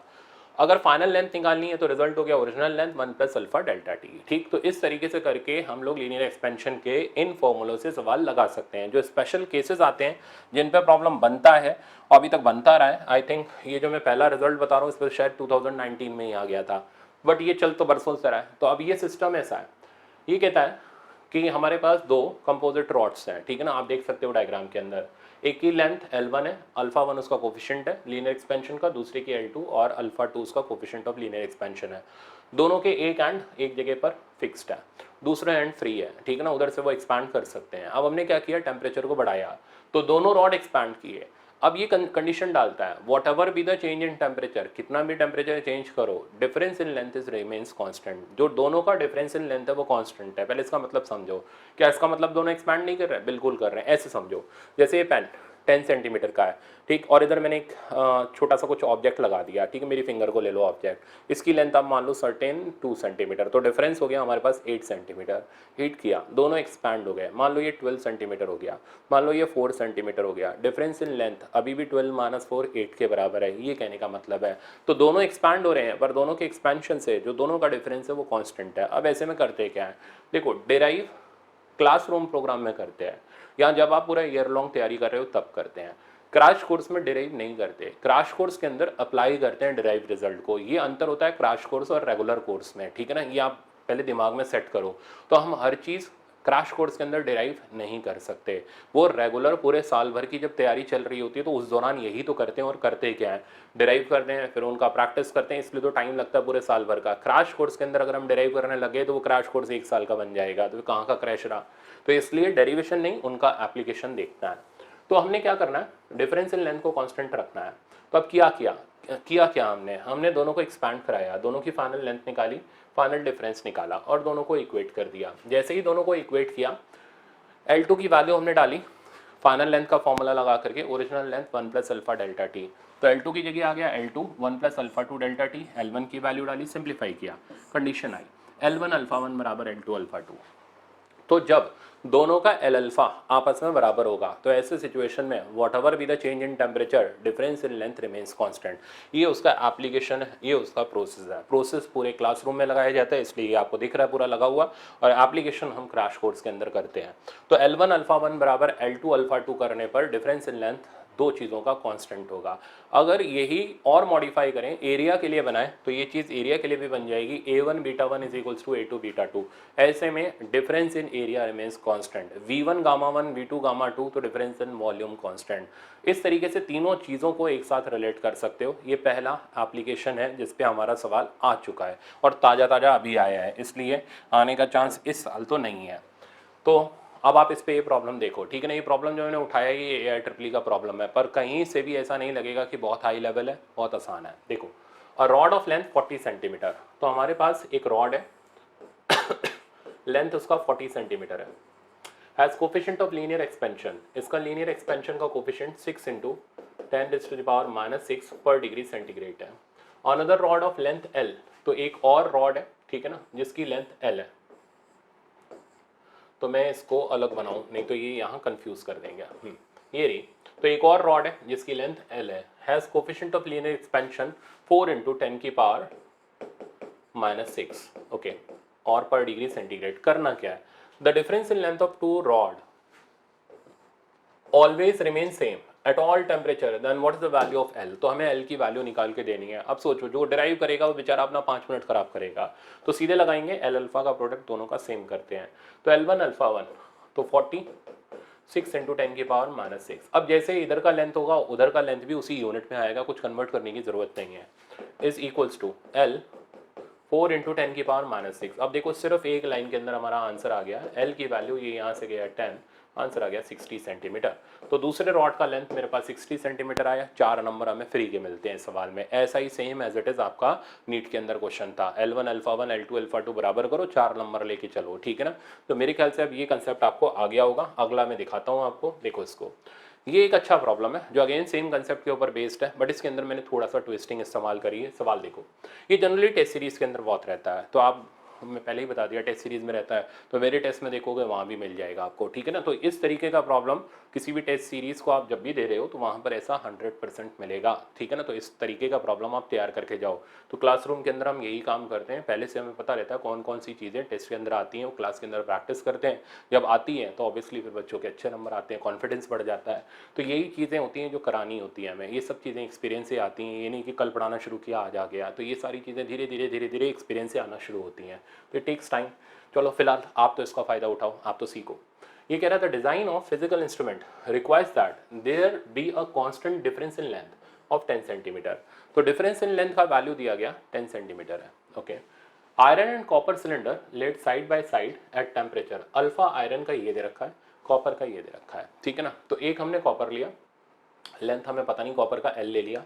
आयरन का अल्फा हमने ये लिया, लेंथ उसका हमें L+10 मिल गया। 10 L+10 वो आप समझ गए होंगे, डिफरेंस दोनों के बीच का 10 है। अब करना क्या है, हमें उनकी लेंथ निकालनी है। तो क्या किया, L1 अल्फा 1 L2 अल्फा 2 के बराबर किया। तो L1 alpha 1 L2 alpha 2 data substitute किया, पावर कैंसिल हो गई, सिंप्लीफाई किया। यहाँ से हमारे पास L की वैल्यू आ गई 18.3, L यानी कॉपर रॉड की लेंथ। तो कॉपर रॉड की लेंथ आ गई 18.3। तो फिर आयरन की कितनी आएगी, 10 और जोड़ दो, यानी वो हो जाएगी 28.3। और सीधे सीधे ऑप्शन टिक मारा, नंबर लिए, चल दिए। तो आपने देखा दूसरा रिजल्ट भी हमने उसके एप्लीकेशन से बहुत आराम से कर लिया, ठीक है ना। बट ये एक फिक्स्ड प्रॉब्लम है कि इस तरीके का प्रॉब्लम टेस्ट में जरूर आ जाता है। अब चलते हैं हम अगले कंसेप्ट पर, इक्विवेलेंट टेम्परेचर कोफिशिएंट। तो इसमें कुछ खास नहीं है, ये आपने इक्विवेलेंट जैसे वहाँ पर पढ़ा था अपना करंट इलेक्ट्रिसिटी में, सेम यहाँ पर है। तो अगर 2 rod 3 rod 4 rod composite rod series में लगा दिया, तो अल्फा इक्विवेलेंट सीरीज का फॉर्मूला सिग्मा, जैसे वहाँ था R alpha divided by sigma R, वैसे यहाँ पर है sigma L alpha divided by sigma L, ठीक है ना। तो ये अल्फा इक्विवेलेंट सीरीज का फॉर्मूला है। अगर अल्फा इक्वलेंट सीरीज पॉजिटिव आया है इसका मतलब कंपोजिट सिस्टम की लेंथ बढ़ेगी टेम्परेचर के साथ। अल्फा इक्वलेंट सीरीज हमारा जीरो आया है इसका मतलब लेंथ इंक्रीज नहीं करेगी कंपोजिट सिस्टम की, ये ध्यान रखना। ऐसा इसलिए होगा क्योंकि एक एक्सपैंड हो रहा होगा तो दूसरा साइमल्टेनियसली कंप्रेस हो रहा होगा या कॉन्ट्रैक्ट हो रहा होगा, इसलिए ओवरऑल सिस्टम की लेंथ कांस्टेंट होगी। अगर अल्फा इक्वलेंट नेगेटिव आ जाता है इसका मतलब हीट करने पर लेंथ जो हो रही है वो श्रिंक हो रही है। तो ये कुछ छोटी मोटी बातें हैं, ठीक है ना। और पैरेलल में अगर आप निकालोगे तो अल्फा इक्वलेंट पैरेलल निकालने का जैसा वहाँ करंट इलेक्ट्रिसिटी में फॉर्मूला था sigma alpha by R by sigma one by R, same यहाँ पर है sigma alpha by L by sigma one by L. तो दोनों फॉर्मूला बेस्ड रिजल्ट हैं। अब आप इसका एप्लीकेशन देखो। एप्लीकेशन में हमारे पास ये रहा N iron rod of length 50 centimetre. अब आप देख रहे हो इसमें मेरे को कुछ करना नहीं पड़ रहा, ठीक है ना, दिमाग नहीं लगाना पड़ रहा, बट कैलोरीमेट्री में बहुत लगाना पड़ रहा था क्योंकि वहाँ लिखे होने से काम नहीं चलता, वहाँ सिखाना बहुत पड़ता है और प्रैक्टिस मस्ट है उसमें। मैं बार बार इसलिए बोल रहा हूँ इस टॉपिक को क्योंकि वो छोड़ना नहीं है आपको, ठीक है ना। इस थर्मल एक्सपेंशन से तो सवाल आ चुका, दोबारा की उम्मीद मत करो, ठीक है ना। तो कैलोरीमेट्री से मान के चलो एक सवाल मिल सकता है और एग्जामिनर का सबसे पहला एम होता है यार आइस वाटर दे दो या स्टीम आइस दे दो, इसमें से वो स्टूडेंट छट जाएंगे जिनको नहीं आता, बड़े आराम से वो आपको रिजेक्ट करा देगा वहाँ पर। तो अगर आप रिजेक्ट नहीं होना चाहते तो मेरा कहना मानो और उस चीज़ को अच्छे से सॉलिड कर लो, प्रैक्टिस कर लो, ठीक है ना, छोड़ के बेटा मत जाना। अब देखो ये कह रहा है an iron rod of length 50 centimetre is joint at an end to an aluminium rod of length 100 centimetre. तो आयरन और एल्यूमिनियम को एक साथ ज्वाइन किया गया, 50 और 100 सेंटीमीटर उनके लेंथ है। All measurements are refer to 20 degree centigrade, मतलब 20 डिग्री सेंटीग्रेड इनका इनिशियल टेम्परेचर है। The coefficient of linear expansion of iron and steel ये हमें दे रखे हैं। The average coefficient of composite system, तो अल्फा इक्विवेलेंट निकालना है। तो कुछ खास है नहीं, सीरीज कॉम्बिनेशन है, sigma L alpha by sigma L लगाया और बाकी आप देख रहे हो बस सिंपल कैलकुलेशन किया, फाइनल आंसर आया 12 इंटू 10 के बार -6 टिक मारा, 4 नंबर लिए। तो ये फॉर्मूला बेस्ड है, इसमें आप डेराइव करोगे आप बेवकूफ़ कहलाओगे, ज़रूरत क्या है। तो इसका बस एप्लीकेशन आपको आना चाहिए। अब मैं मूव कर रहा हूँ नेक्स्ट कंसेप्ट पर। नेक्स्ट है ये वाला प्रॉब्लम, ये भी टेस्ट सीरीज में फंसने वाला एक काफ़ी इंपॉर्टेंट प्रॉब्लम होता है और इसमें स्टूडेंट भी फंस जाते हैं, ठीक है ना। टेस्ट में भी फंसता है और स्टूडेंट भी फंसता है। तो आप इस प्रॉब्लम को सीखो अच्छी तरीके से, इसके लिए मैंने जगह छोड़ रखी है, मतलब मैं इसे सॉल्व करके दिखाऊंगा। तो देखो ये कह रहा है एक ब्रास रॉड है और एक लेड की रॉड है, दोनों की लेंथ 80 सेंटीमीटर है एट 0 डिग्री सेंटीग्रेड। तो ये दोनों सिस्टम सेम लेंथ के थे 0 डिग्री सेंटीग्रेड पर। अल्फा की वैल्यू दोनों की हमें दे रखी है, आयरन की भी और लेड की भी। अब ध्यान से देखना अगर हम इसे हीट करें तो जिसका अल्फा ज़्यादा होगा वो ज़्यादा फैलेगा और जिसका अल्फा कम होगा वो कम फैलेगा। ऐसा होने पर दोनों के बीच में डिफरेंशियल लेंथ आ जाएगा, ठीक है ना। तो क्यों एक ज़्यादा एक्सपैंड हो गया एक कम एक्सपैंड दोनों ही हुए। अब सवाल देखो, कह रहा है are clamp together at one end, तो एक एंड पर इनको क्लैम्प कर दिया गया और दूसरा एंड इनका फ्रीली छोड़ दिया गया।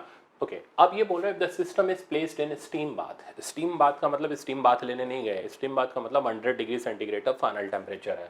तो फाइनल टेम्परेचर की वैल्यू 100 डिग्री सेंटीग्रेड हो गई।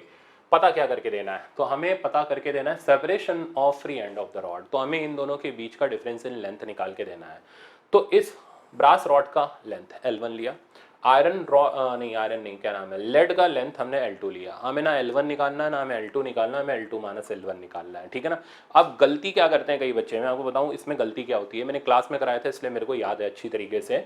गलती ये करते हैं, लग जाते हैं भाई L1 निकालेंगे जी हम पूरा, अरे वो L1 नहीं पूछ रहा भाई, L2 निकालेंगे हम पूरा। अगर आप L1 निकाल लोगे, मना नहीं कर रहा, L0 1 plus alpha 1 into delta T हो गया बेटा 100, अल्फा 1 आपके पास है तो स्टूडेंट खुश हो गया बेचारा, लगा हुआ है। L0 की वैल्यू डालेंगे 80 सेंटीमीटर, इसे सॉल्व करेंगे, करते करते करते करते ठीक है ना, यहाँ वो अपना समय खराब कर देता है और कैलकुलेशन में फंस गया।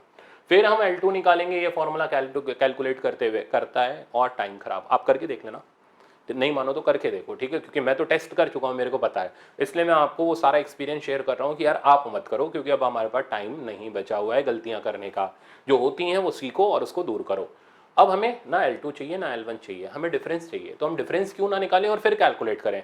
तो बेटर यही है, एग्जाम में जो पूछा गया ना पहले वो करो, फिर उसके बाद कैलकुलेशन करो, तब कैलकुलेशन आसान होगी। तो माइनस करो, L2 माइनस L1, माइनस करने पर ये कैंसिल आउट हो जाएगा, इन दोनों में से कॉमन आ जाएगा L0 इंटू 100 और अंदर बचेगा अल्फा 2 माइनस अल्फा 1। अब कैलकुलेशन जो होगी ना वो बहुत आसान मिलेगी, अब वो मुश्किल नहीं होगी और वो परेशान नहीं करेगी कैलकुलेशन। अब सॉल्व करते हैं, L0 80 सेंटीमीटर इंटू 100 और अल्फा 2 माइनस अल्फा 1, यहाँ से इसको माइनस करो तो 28 माइनस 18, तो ये हमारे पास हो गया 10 इंटू 10⁻⁻6। देखो कितना आसान है। यहाँ पर 1 2 3 4 डेसिमल चले गए, बचा हमारे पास 10⁻⁻2। तो फाइनल लेंथ आ गई 8 इंटू 10⁻⁻2, यूनिट बचा बेटा हमारे पास सेंटीमीटर। तो आंसर देखो मिलीमीटर में है, तो अगर मैं इसको मिलीमीटर में कन्वर्ट करूं तो ये आ जाएगा 0.8 मिलीमीटर। तो ये इन दोनों का डिफरेंस इन लेंथ आया, जिसका वैल्यू हो गया 0.8 मिलीमीटर। अब आप गलती नहीं करोगे, अब आपको एक एक चीज़ मैंने बता दी कहाँ कहाँ एरर होती है, कैसे उसको दूर करते हैं। अब चलते हैं नेक्स्ट पर। ये इसका एक अप्लाइड कंसेप्ट है, ठीक है ना, effect of temperature on time period of pendulum clock. तो पेंडुलम क्लॉक, अच्छा इसमें अगेन देखो, जब क्लास में प्रैक्टिस करते हैं मैं 100 बार बोल चुका हूँ, बहुत डिटेल में चलते हैं। क्रैश कोर्स में फिर बोल रहा हूँ कि हम सिर्फ एप्लीकेशंस कर रहे हैं, ठीक है ना। तो effect of time period on effect of temperature on time period of simple pendulum बोल लो या पेंडुलम क्लॉक बोल लो।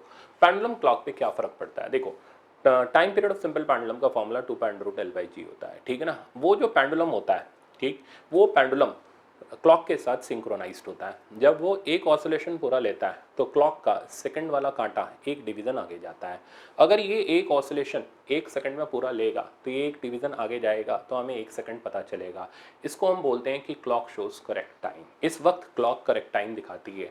अगर ये अपना ऑसिलेशन आधे सेकंड में ले ले तो उस आधे सेकंड में ये एक डिवीज़न ही आगे जाएगा और हमें 1 सेकंड ही पता चलेगा, जबकि एक्चुअली में आधा सेकंड हुआ है, हमें पता चल रहा है क्या 1 सेकंड। तो इसका मतलब क्लॉक फास्ट हो गई, ठीक। तो अगर इसका टाइम पीरियड कम होगा तो क्लॉक फास्ट हो जाएगी। सिमिलरली अगर ये ऑसिलेशन 2 सेकंड में लेके आएगा, हमें 1 ही सेकंड पता चलेगा, असल में 2 सेकंड हो रहा है, तो क्लॉक स्लो हो गई।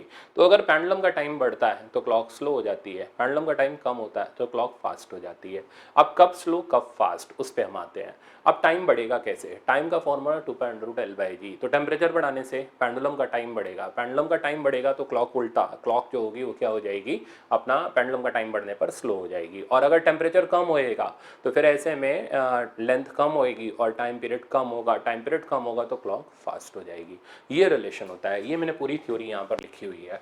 तो due to increment in its time period a pendulum clock becomes slow. तो पेंडुलम का टाइम पीरियड बढ़ने से क्लॉक स्लो हो जाती है। कितना, तो उस स्लो और फास्ट का फॉर्मूला है half alpha, alpha coefficient of expansion हो गया, delta theta into T. T वो समय जितनी देर के लिए हम कैलकुलेट करना चाहते हैं। मान लो मैं 1 घंटे में पता करना चाहते हैं कितनी स्लो हुई, तो टाइम की जगह 1 घंटा डालेंगे। 1 सेकंड में पता करना चाहते हैं 1 सेकंड डालेंगे। 1 दिन में पता करना चाहते हैं तो 1 दिन का टाइम यानी 86400 डालेंगे। फ्रैक्शनल चेंज इन टाइम निकालना है तो डेल्टा टी बाई टी निकालो, हाफ अल्फा डेल्टा थीटा।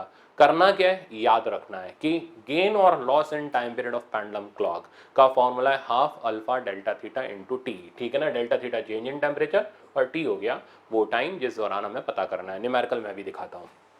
अच्छा, यहाँ पर अगर आप थ्योरी पढ़ोगे तो since coefficient of linear expansion alpha is very small for Invar, hence pendulums are made up of Invar to show the correct time in all season. तो Invar एक ऐसा मटेरियल होता है जिसका अल्फा बहुत कम होता है, तो उसमें एक्सपेंशन कॉन्ट्रैक्शन बहुत कम होता है, इसलिए क्लॉक करेक्ट टाइम शो करती रहती है। तो क्लॉक का पेंडुलम किस मटेरियल का बनाना चाहिए ये आपको पता होना चाहिए, यानी इनवार का, ठीक है ना। क्योंकि थ्योरी में पूछ लिया कि यार लोहे का, टीन का या इनवार का, तो आप लोग शक्ल देखते रहोगे, तो इसलिए ये थ्योरी मैंने यहाँ पर लिख दी। तो इनवार का बना होना चाहिए क्योंकि उसका अल्फा जो होता है वो नेग्लिजिबल सा होता है। ओके नेक्स्ट, अब ये प्रॉब्लम देखो। अब प्रॉब्लम दिमाग लगा के ढंग से सीखना, ठीक है ना, अच्छे से आ जाएगा। A clock with metal pendulum, तो अब ये कंफर्म्ड है कि मेटल का पेंडुलम है, इनवार का नहीं है, तो इसका मतलब उसका गेन और लॉस होगा, ठीक है ना। अब कब होगा गेन कब होगा लॉस वो दिमाग में सेट करो। टेम्परेचर बढ़ेगा, टाइम पीरियड बढ़ेगा, ठीक है ना, और क्लॉक स्लो हो जाएगी, ऐसे करके दिमाग लगाओ। या चाहिए तो लिख लो, टेम्परेचर कम होएगा तो टाइम पीरियड पेंडुलम का कम होएगा और क्लॉक फास्ट हो जाएगी। ये आप वर्डिंग लिखो, 2-3 बार प्रैक्टिस करो, ठीक है ना, तब आपका इसमें कंसेप्ट अच्छा चलेगा। तो clock with metal pendulum beating seconds, beating seconds का मतलब कि 1 सेकंड एक ऑसिलेशन में हो रहा है और उतना ही टाइम वो क्लॉक शो कर रही है, मतलब कैलिब्रेटेड है, करेक्ट टाइम शो कर रही है। बीटिंग सेकंड्स कीप देखो आ गया ना, correct time at 0 degree centigrade, यानी ये पेंडुलम क्लॉक 0 डिग्री सेंटीग्रेड पर करेक्ट टाइम शो करती है। ऐसे टेम्परेचर को हम बोलते हैं कैलिब्रेशन टेम्परेचर। तो कैलिब्रेशन टेम्परेचर मतलब वो टेम्परेचर जहां वो करेक्ट टाइम शो करती है। अब क्या होगा, अगर टेम्परेचर कैलिब्रेशन टेम्परेचर से बढ़ाएंगे तो पेंडुलम की लेंथ बढ़ेगी, पेंडुलम का टाइम बढ़ेगा, क्लॉक स्लो हो जाएगी। ठीक, कम करेंगे तो पेंडुलम की लेंथ कम होगी, टाइम कम होगा, क्लॉक फास्ट हो जाएगी। ये आपको रटा हुआ रहना चाहिए। मैं रटा हुआ इसलिए बोल रहा हूँ कि आप 2-3 बार 4 बार इसको फ्लो में लाओगे ना, अपने आप आपके माइंड में सेट हो जाएगा। अब देखो, तो कोफिशिएंट ऑफ लीनियर एक्सपेंशन हमें निकाल के देना है मेटल पेंडुलम का। 25 डिग्री सेंटीग्रेड पर लूज कर रही है। ठीक है, क्यों लूज कर रही है, क्योंकि टेम्परेचर ये कैलिब्रेशन से ज़्यादा है, टाइम बढ़ गया और क्लॉक स्लो हो गई। स्लो हो गई मतलब लूज कर रही है। कितना लूज कर रही है, 12.5 सेकेंड अ डे, मतलब एक दिन में 12.5 सेकेंड लूज कर रही है। तो अब हम फॉर्मूला लगाते हैं, delta T half alpha delta theta into T. ये वो टाइम है जितना गेन या लूज कर रही है। तो यहाँ पर 12.5 सेकंड लूज कर रही है, तो ये मैंने सेकंड में डाला हाफ। अल्फा हमें निकालना है, डेल्टा थीटा। अब डेल्टा थीटा चेक करो, किस टेम्परेचर की बात चल रही है, 25, कैलिब्रेशन कितना था 0, तो डेल्टा थीटा की वैल्यू हो गई 25। अच्छा, कितने समय में, 1 डे। 1 डे में अब वो हमें कन्वर्ट करना पड़ेगा सेकंड में, तो एक दिन में 86400। अब यहाँ से हम अल्फा की वैल्यू निकालते हैं। तो देखो 12.5 25 से कटा 2 बचा, ये 2 इधर से निकल गया, तो अल्फा की वैल्यू बहुत सस्ती सी आ गई, बहुत आसानी से आ गया, 8640 यूनिट आप जानते ही हो पर डिग्री सेंटीग्रेड। अब ऑप्शन देखोगे तो हमारा ऑप्शन नंबर ए करेक्ट हो जाएगा। तो ये था आपका पेंडुलम क्लॉक के ऊपर बेस्ड कंसेप्ट। अब नेक्स्ट देखो, नेक्स्ट है आपका थर्मल स्ट्रेस। थर्मल स्ट्रेस का पहले कंसेप्ट सीखो, ठीक है ना, क्योंकि इसके अंदर थ्योरी भी दे देता है, इसमें रिजल्ट भी पूछ लेता है, तो दोनों ही हमारे काम के हैं। पहले कंसेप्ट सीखो।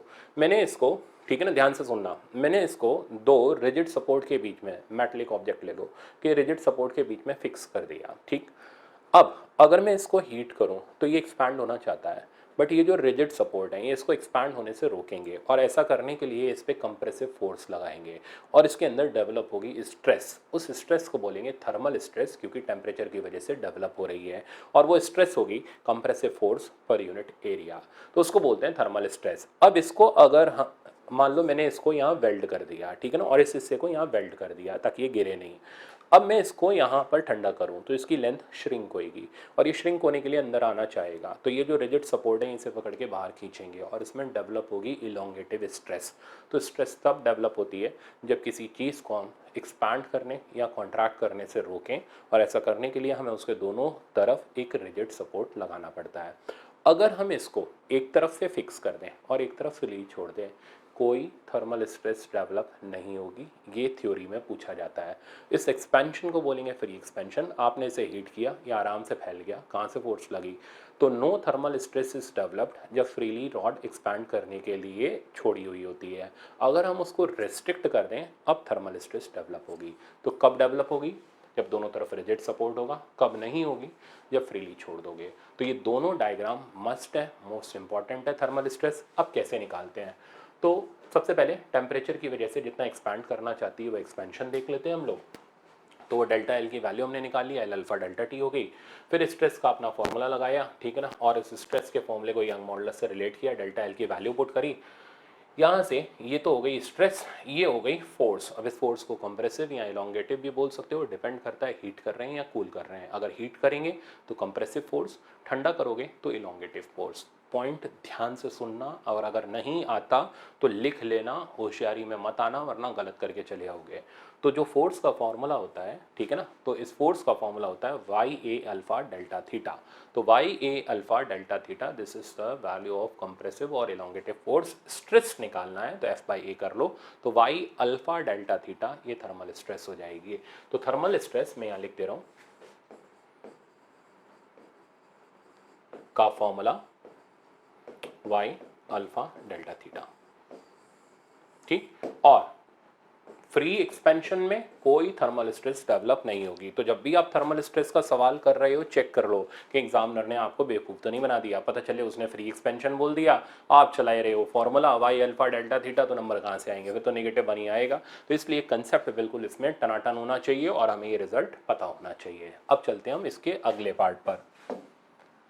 अगला पार्ट, अब आप देखो दो एक्सपेंशन है, आसान आसान से ही है, इसमें से सवाल आने का चांस बहुत कम होता है, ठीक है ना। तो बहुत ही कम, रेयरेस्ट ऑफ द रेयर कोई सवाल पूछ ले आपसे इसमें, तो मोस्टली जो सवाल बनता है वो लीनियर एक्सपेंशन का ही बनता है, इसलिए हमने इतना उस पर जोर दे लिया। अब आगे सुनो, इसको बोलते हैं सुपरफिशियल एक्सपेंशन। तो चेंज इन एरिया, जब ऑब्जेक्ट का एरिया चेंज हो तो हम बोलते हैं सुपरफिशियल, वॉल्यूम चेंज हो तो हम बोलते हैं क्यूबिकल। फॉर्मूले वही सेम है, A F minus A not beta delta T, beta अपना कोफिशिएंट ऑफ सुपरफिशियल एक्सपेंशन, और ये V F is equal to V not one plus gamma delta T, gamma हो गया coefficient of cubical expansion. Alpha beta gamma के बीच में relation वो बच्चों वाला नहीं जो 9th क्लास में रट के बैठे हो, alpha is equals to beta by 2 बराबर गामा बाई 3, ये सिर्फ और सिर्फ वैलिड होता है आइसोट्रोपिक के लिए। आइसोट्रोपिक मतलब ऐसा ऑब्जेक्ट जो हर डायरेक्शन में सेम तरीके से एक्सपैंड करता है, ठीक है ना। एन आइसोट्रोपिक एग्जाम में पूछा जाता है, तो मैंने भी पूछा है अपने टेस्ट में। एन आइसोट्रोपिक मतलब जैसे आप ये क्यूब ले लो, जो मैं बता रहा हूँ यही पूछा जाता है, इसलिए बहुत ध्यान से मेरी बात सुनना, ठीक है ना। आज के लेक्चर में आपको ज़रा भी होशियारी नहीं दिखानी हीट एंड थर्मोडायनेमिक्स में, क्योंकि जो मैं पढ़ा रहा हूँ एज इट इज़ वैसा का वैसे ही एग्जाम में मिलना है, और अगर आपने थोड़ी भी लापरवाही कर दी, फालतू का दिमाग लगा दिया, तो आपका सवाल गलत हो जाएगा। एन आइसोट्रोपिक में अब क्यूब में 3 रॉड्स हैं या 3 डायमेंशंस हैं, 1 2 3, ये मान लो आयरन की है, ये मान लो लेड की है, ये मान लो टिन की है, तो हो गई ना तीनों अलग अलग मटेरियल की। इसका अल्फ़ा 1, इसका कोफिशिएंट अल्फ़ा 2, इसका कोफिशिएंट अल्फ़ा 3।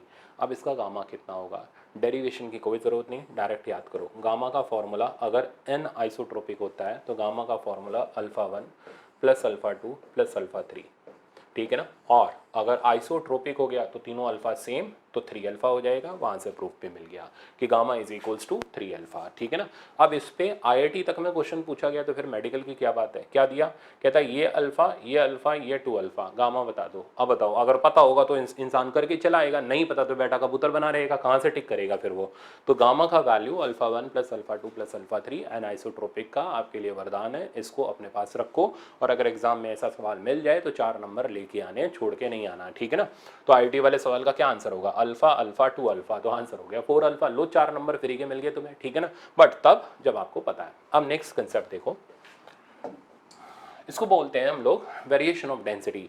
अच्छा, यहाँ पर एक छोटी सी चीज़ जो आप केमिस्ट्री में भी करते हो, फिजिक्स में ज़रूर कर लेना, एनोमेलस बिहेवियर ऑफ वाटर, यानी वाटर का एक्सपेंशन कैसे होता है टेम्परेचर के साथ चेंज। तो 0 से 4, 4 से 100, ठीक है, वो आप अपना थ्योरी में देख सकते हो, बुक में आपको आराम से मिल जाएगा। अच्छा, हीट करने पर वॉल्यूम तो बढ़ेगा, बट आप देख रहे हो डेंसिटी जो है वो डेंसिटी बढ़ नहीं रही, डेंसिटी यहाँ पर कम होती है। तो हीट करने पर डेंसिटी कम होती चली जाती है, ठीक। अगर ऑब्जेक्ट की डेंसिटी कम होती चली जाती है तो ऐसे सिचुएशन में अप थ्रस्ट, जिसका फॉर्मूला रो बी जी होता है, वो भी डेफिनेटली क्या करेगा, चेंज करेगा। ये रो लिक्विड की डेंसिटी है, पॉइंट आप ध्यान रखना, ठीक है ना। तो मान लो कि हमने एक ऑब्जेक्ट को पानी के अंदर या लिक्विड के अंदर इमर्स कर रखा है, ठीक है ना। इस ऑब्जेक्ट का एक्सपेंशन नेग्लिजिबल है, ऑब्जेक्ट एक्सपैंड नहीं कर रहा, सिर्फ और सिर्फ लिक्विड एक्सपैंड कर रहा है हीट करने पर। तो बताओ अपथ्रस्ट पे क्या फ़र्क पड़ेगा।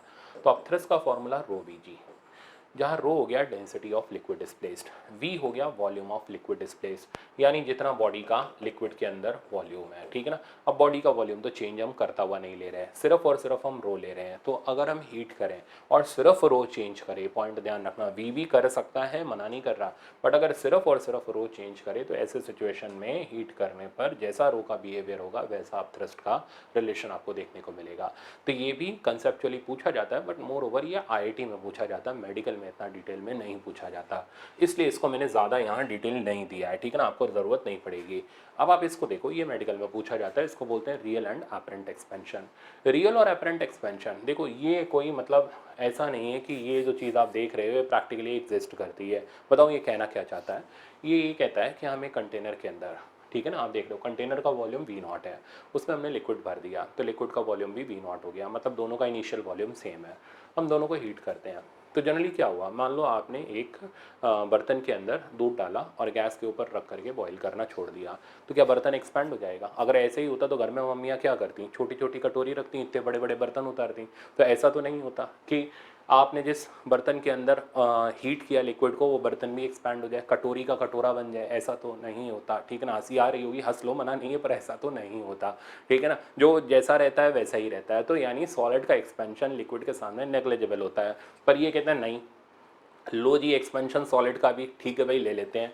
तो अब आप देख रहे हो दोनों फैल रहे हैं, ठीक है ना, दोनों फैल रहे हैं, मतलब लिक्विड तो फैल ही रहा है, साथ साथ में सॉलिड भी फैल रहा है, ठीक है। तो लिक्विड के साथ साथ सॉलिड का एक्सपेंशन, ऐसे एक्सपेंशन को हम बोलते हैं एपरेंट एक्सपेंशन, ठीक है ना। तो एपरेंट शब्द हम तब बोलते हैं जब लिक्विड के साथ साथ सॉलिड का भी एक्सपेंशन हो। अगर सिर्फ और सिर्फ लिक्विड का हो तो उसको बोलेंगे रियल एक्सपेंशन। तो पहले शब्द का मतलब दिमाग में सेट होना चाहिए। अब ऑब्वियस सी बात है, लिक्विड ज़्यादा एक्सपैंड कर गया तो ये लिक्विड एक्सपेल हो जाएगा, बाहर निकल पड़ेगा। कितना लिक्विड बाहर निकलेगा, वो ये माइनस ये होगा। इसको बोलते हैं एपरेंट चेंज इन वॉल्यूम। ये मैंने यहाँ डिराइव किया हुआ है, ठीक। तो डेल्टा वी एपरेंट का फॉर्मूला है V not gamma L minus 3 alpha S. Gamma L हो गया coefficient of cubical expansion for liquid, और 3 अल्फा एस हो गया अपना, या तो बोल लो गामा एस बोल लो, या फिर गामा एस को आप 3 अल्फा एस डाल सकते हो आइसोट्रोपिक मानते हुए। तो 3 alpha S into delta T. तो ये जो डिफरेंस है इसको बोलते हैं गामा एपरेंट, यानी एपरेंट कोफिशिएंट ऑफ एक्सपेंशन। तो gamma L minus 3 alpha S कहलाता है कोफिशिएंट ऑफ क्यूबिकल एक्सपेंशन या एपरेंट एक्सपेंशन। ये वो चीज़ है जो इंडिकेट करता है कि पानी कितना एक्सपेल हुआ, लिक्विड कितना एक्सपेल हुआ, या कितना उसका लेवल फॉल कर गया। कब फॉल करेगा, चलो एक बार इसको डिस्कस करते हैं। फॉल तब करेगा जब सॉलिड का एक्सपेंशन ज़्यादा हो जाए, लिक्विड का एक्सपेंशन कम हो जाए। कितना फॉल करेगा, ये डेल्टा वी एपरेंट है। कब वॉल्यूम चेंज नहीं होगा, जब दोनों के ये गामा और 3 अल्फा एस के वैल्यू सेम होंगे। यही चीज़ मैंने नेक्स्ट पेज पे लिखी हुई है, थ्योरी पॉइंट पे देखना। तो एक्सपेंशन ऑफ लिक्विड, ये सारा ड्रामा यहाँ पर है। तो अगर गामा एल की वैल्यू गामा एस से ज़्यादा हो, यानी लिक्विड का एक्सपेंशन सॉलिड के एक्सपेंशन से ज़्यादा हो, तो गामा एपरेंट पॉजिटिव होगा और डेल्टा वी एपरेंट पॉजिटिव होगा। Level of liquid in vessel will rise, कितना राइज, तो वो हम निकालेंगे delta V apparent is equals to V not gamma apparent और डेल्टा टी, है ना। अच्छा, इसी तरीके से अब आप देख सकते हो दोनों थ्योरी पॉइंट मैंने यहाँ पर लिखे हैं। तो इसमें थ्योरेटिकल वर्जन ज़्यादा रहता है, बट फिर भी मैंने एक न्यूमेरिकल रखा है ताकि आपको और अच्छे से आ जाए। जैसे ये रहा ये कह रहा है अ ग्लास फ्लास्क, ठीक है ना। अच्छा, सॉल्यूशन यहाँ पर है क्योंकि फॉर्मूला बेस्ड है, आसान सा रिजल्ट है, एक बार समझ लो। ये कहता है ग्लास फ्लास्क मतलब एक ग्लास का बर्तन है, of volume 1 litre at 0 degree centigrade is filled level full, मतलब उसमें पूरा लेवल के साथ पूरे लेवल पर मरकरी भर दिया। तो जितना ग्लास का वॉल्यूम है उतना ही मरकरी का वॉल्यूम हो गया, और दोनों के वी नॉट की वैल्यू 1 लीटर हो गई। इनिशियल टेम्परेचर 0 डिग्री सेंटीग्रेड हो गया। The flask and mercury are now heated to 100 degree centigrade, तो दोनों को 100 डिग्री सेंटीग्रेड पर हीट किया गया। लीनियर एक्सपेंशन ऑफ ग्लास ये दे रखा है, और गामा मरकरी का ये दे रखा है, ठीक है ना। अब हमें पता क्या करना है, we have to find out कितनी मरकरी स्पिल्स आउट, कितनी मरकरी बाहर निकलेगी। कोफिशिएंट ऑफ वॉल्यूम एक्सपेंशन ये रहा, तो हमें डेल्टा वी एपरेंट निकालना है। इसलिए सीधे सीधे फॉर्मूला चलाया, V not gamma apparent delta theta. Gamma apparent हमने पहले कैलकुलेट कर लिया, gamma L minus gamma S तो दिया नहीं था, तो 3 अल्फा एस ब्रेक किया, और गामा एपरेंट की वैल्यू ये आ गई। अब बस फॉर्मूले में पुट करना है। तो वी नॉट हो गया 1 लीटर, जिसको सीसी में कन्वर्ट किया 1000 सीसी के बराबर हो गया। बाकी ये गामा एपरेंट है, ये डेल्टा टी है। आंसर आया 15.2 सेंटीमीटर क्यूब। तो 15.2 सेंटीमीटर क्यूब मरकरी क्या कंटेनर से बाहर गिर पड़ेगी, स्पिल आउट हो जाएगी। तो ऑप्शन हमारा इसमें बी करेक्ट हो गया। तो मेरे ख्याल से अब आपको थर्मल एक्सपेंशन की एक से एक डिटेल मैंने आपको बता दी, और आपको अब प्रैक्टिस करनी है। तो आपका थर्मल एक्सपेंशन से सवाल आना तो नहीं चाहिए इस साल, क्योंकि आ चुका ऑलरेडी लास्ट ईयर, तो आपका गलत नहीं होगा, ठीक है ना। एक्सपेक्ट करेंगे आप कैलोरीमेट्री का, उससे आना चाहिए प्रॉब्लम। ओके, अब मैं चलता हूँ आपको हीट ट्रांसफर पर लेके। तो अच्छा, एक चीज़ छोटी सी रह गई है, इसको बोलते हैं photographic enlargement, expansion of cavity इसको बोलते हैं, और बहुत आसान होता है, थ्योरी बेस्ड सवाल होता है। अब जैसे यहाँ पर आप देख रहे हो कि ये एक शीट है जिसके अंदर हमने इतना पोर्शन कट कर लिया। अब हम हीट करेंगे तो क्या होगा, तो हीट करने पर सारी चीज़ एक्सपैंड करेगी। ये कैविटी का रेडियस भी एक्सपैंड करेगा, ये भी एक्सपैंड करेगा, ये भी एक्सपैंड करेगा। इसका प्रूफ लेना है ना, क्या करो, फोटो लेना और फोटो को जूम करना। जूम करना मतलब एक्सपेंशन कराना। एक्सपैंड कराओगे तो हर चीज़ की डिफरेंस बढ़ती चली जाएगी। इसलिए इस एक्सपेरिमेंट को हम बोलते हैं फोटोग्राफिक एनलार्जमेंट। तो जैसे मान लो ये मेरे पास एक स्क्वायर प्लेट है, इसमें मैंने 2 कैविटी बना दी। इस तरीके का सवाल एग्जाम में रहता है, R2 R1, ये सेपरेशन कुछ ले लो D, इसके डायमेंशन A, इसके डायमेंशन बी। अब वो कहते हैं हमने इसे हीट किया, तो बताओ ए बढ़ेगा, बी बढ़ेगा, सी बढ़ेगा, डी बढ़ेगा, R1 बढ़ेगा, R2 बढ़ेगा, डी कम होगा, इस तरीके से करके ऑप्शन बनाते हैं। तो भाई हीट करने पर सब फैलेगा, ठीक है ना, सब चीज़ एक्सपैंड करेगा। तो इसको जूम करो, तो जैसे ही आप इसको जूम करोगे तो जूम करने पर ये सारी चीज़ें जो होंगी वो क्या होती चली जाएंगी, एक्सपैंड होती चली जाएंगी। तो मैं एक बार ट्राई करके देखता हूँ अगर इसका जूम मेरे लिए पॉसिबल हुआ। तो आप इसको जूम करते हैं, तो जूम करने पर देखो हो गया, ठीक है, काम चल गया। तो जितना हम इसको जूम करते जाएंगे तो आप देखते जाओ सारे सेपरेशन यहाँ पर बढ़ते चले जा रहे हैं। R1 भी बढ़ गया, R2 भी बढ़ गया, ये डी का सेपरेशन भी बढ़ गया। तो this experiment is called photographic enlargement, इसलिए इसको बोलते हैं। तो ठीक है, इस एक्सपेरिमेंट से आपको समझ आ गया होगा कि हर चीज़ का डायमेंशन यहाँ पर इंक्रीज करेगा अगर हम उस चीज़ को हीट करेंगे। अब चलते हैं हम हीट ट्रांसफ़र पर। तो हीट ट्रांसफ़र के अंदर हमारे पास तीन चीज़ें आती हैं, कंडक्शन, कन्वेक्शन और रेडिएशन। कंडक्शन में न्यूमेरिकल बनता है, कन्वेक्शन की थ्योरी पढ़नी होती है, वो बुक से पढ़ सकते हो आप। रेडिएशन में न्यूमेरिकल बनता है और थ्योरी भी होती है, तो वो मैं आपको पढ़ा दूंगा, ठीक है ना। पहले कंडक्शन सीखो। कंडक्शन में क्या होता है, ये वो प्रोसेस होता है जिससे हीट किसी सॉलिड के अंदर ट्रांसफ़र होती है। अब किसी सॉलिड के, और ये पूरा करंट इलेक्ट्रिसिटी के ऊपर बेस्ड है, इसलिए हम इसको तुरंत करंट इलेक्ट्रिसिटी से रिलेट करेंगे और इसके सवाल करंट इलेक्ट्रिसिटी वाले तरीके से ही हम लोग करेंगे, जिसमें हम ऑलरेडी बहुत परफेक्ट हैं। तो जैसे इस सॉलिड ऑब्जेक्ट का एक जगह का टेम्परेचर हाई किया, एक जगह का टेम्परेचर लो किया, तो करंट इलेक्ट्रिसिटी में क्या करते हो, एक का पोटेंशियल हाई करते हो, एक का पोटेंशियल लो करते हो, तो वहाँ करंट का फ्लो होता है हाई से लो की तरफ। यहाँ एक का टेम्परेचर हाई किया, एक का टेम्परेचर लो किया, तो हीट का फ्लो होगा हाई से लो की तरफ। वही चीज़ मैंने यहाँ दिखाई हुई है। तो ये 100 डिग्री सेंटीग्रेड, सॉरी, तो इधर का टेम्परेचर आपके पास 100 डिग्री सेंटीग्रेड है, इधर का टेम्परेचर 0 डिग्री सेंटीग्रेड है, तो हीट 100 से 0 की तरफ जा रही है, ठीक है ना।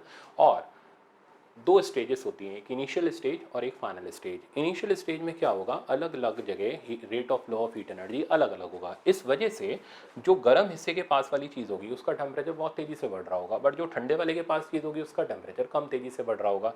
फिर आती है स्टडी स्टेट। स्टडी स्टेट वो स्टेट होती है जिसमें हर जगह rate of flow of heat energy same हो जाता है और इन थर्मामीटर्स का टेम्परेचर एक saturation value, constant value attain कर लेता है।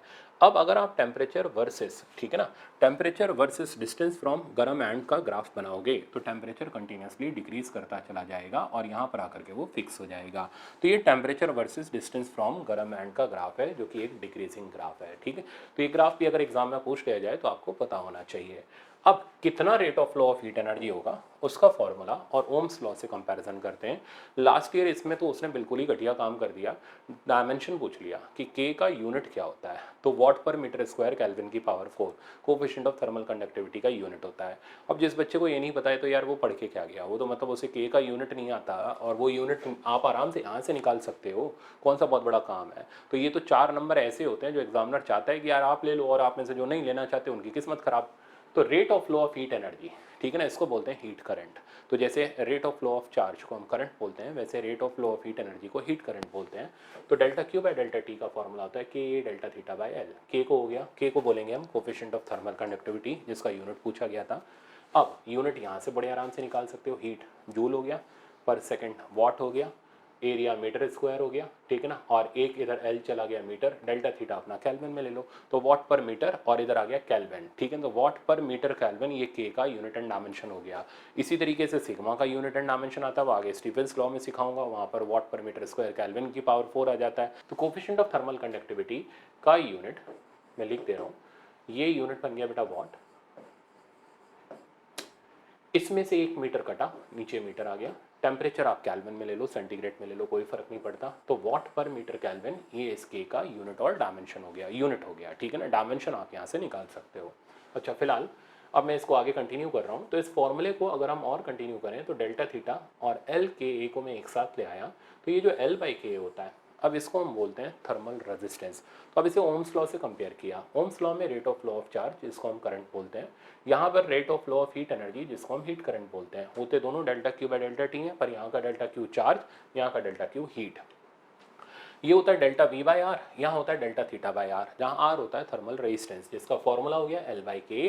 इस आर का फॉर्मूला हो गया रो एल बाई ए या एल बाई सिग्मा ए। तो कंपेयर कर लो, एल बाई के, एल बाई सिग्मा ए, के कंडक्टिविटी, थर्मल कंडक्टिविटी, यहाँ सिग्मा कंडक्टिविटी होती है। तो बिल्कुल एज इट इज फॉर्मूला है। तो अगर आप मेरे से पूछोगे कि delta Q by delta T का क्या फॉर्मूला है, तो मैं तो बोलूँगा यार यही लगाओ, delta theta divided by R, जहाँ आर का फॉर्मूला हमारा एल के ए। तो किसी भी चीज़ का आपको एल के ए दे रखा है, दैट मीन्स वो आपको उस चीज़ का रेजिस्टेंस देना चाह रहा है।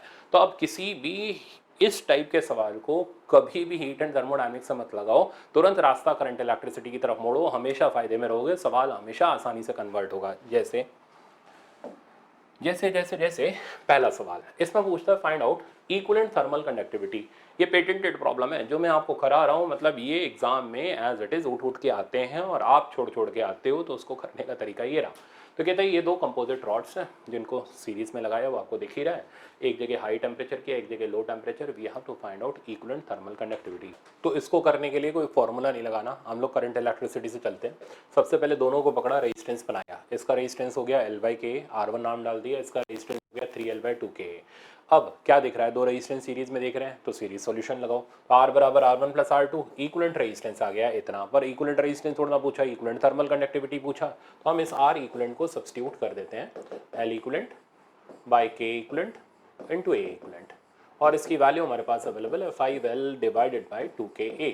ठीक, बहुत आसान सा ही है, आराम से कर लोगे। L इक्विवेलेंट हो गया टोटल लेंथ जिसकी वैल्यू होगी 4L, K इक्विवेलेंट हमें निकालना है, A इक्विवेलेंट तो A ही हो गया, इधर हो गया 5L बाई 2KA, और बेटा इधर से ये गया इधर, और K इक्विवेलेंट का वैल्यू हमारे पास आ गया 8, अच्छा L भी कैंसिल हो गया, 8K बाई 5। तो देखा, मतलब ऐसे सवाल आ जाएं छोड़ के नहीं आना है, ठीक है ना, करके जरूर आना है। अब दूसरा कंसेप्ट दिखाता हूँ पैरेलल कॉम्बिनेशन का, आज उड़ाना शुरू करो। तो हमने दो कंपोजिट स्लैब को पैरेलल में, आप मिक्स ग्रुपिंग लगा लो, रेजिस्टेंस ही तो बनाने, कौन सा बहुत बड़ा काम है। तो दोनों रेजिस्टेंसेस को पैरेलल में लगाया, इक्विवेलेंट रेजिस्टेंस निकाला। अब इक्विवेलेंट रेजिस्टेंस 1/R1 से निकाल लो, या R1 R2 जो मर्जी करे वो कर लो। तो मैं 1/R लगा ले रहा हूँ, 1/R1 प्लस 1/R2, और यहाँ से 1/R1 आप इसको रेसिप्रोकेट करके डाल दो, KA by L plus 6KA divided by L which becomes 7KA by L। अब आप R इक्विवेलेंट की वैल्यू लिख लो which is L by 7KA।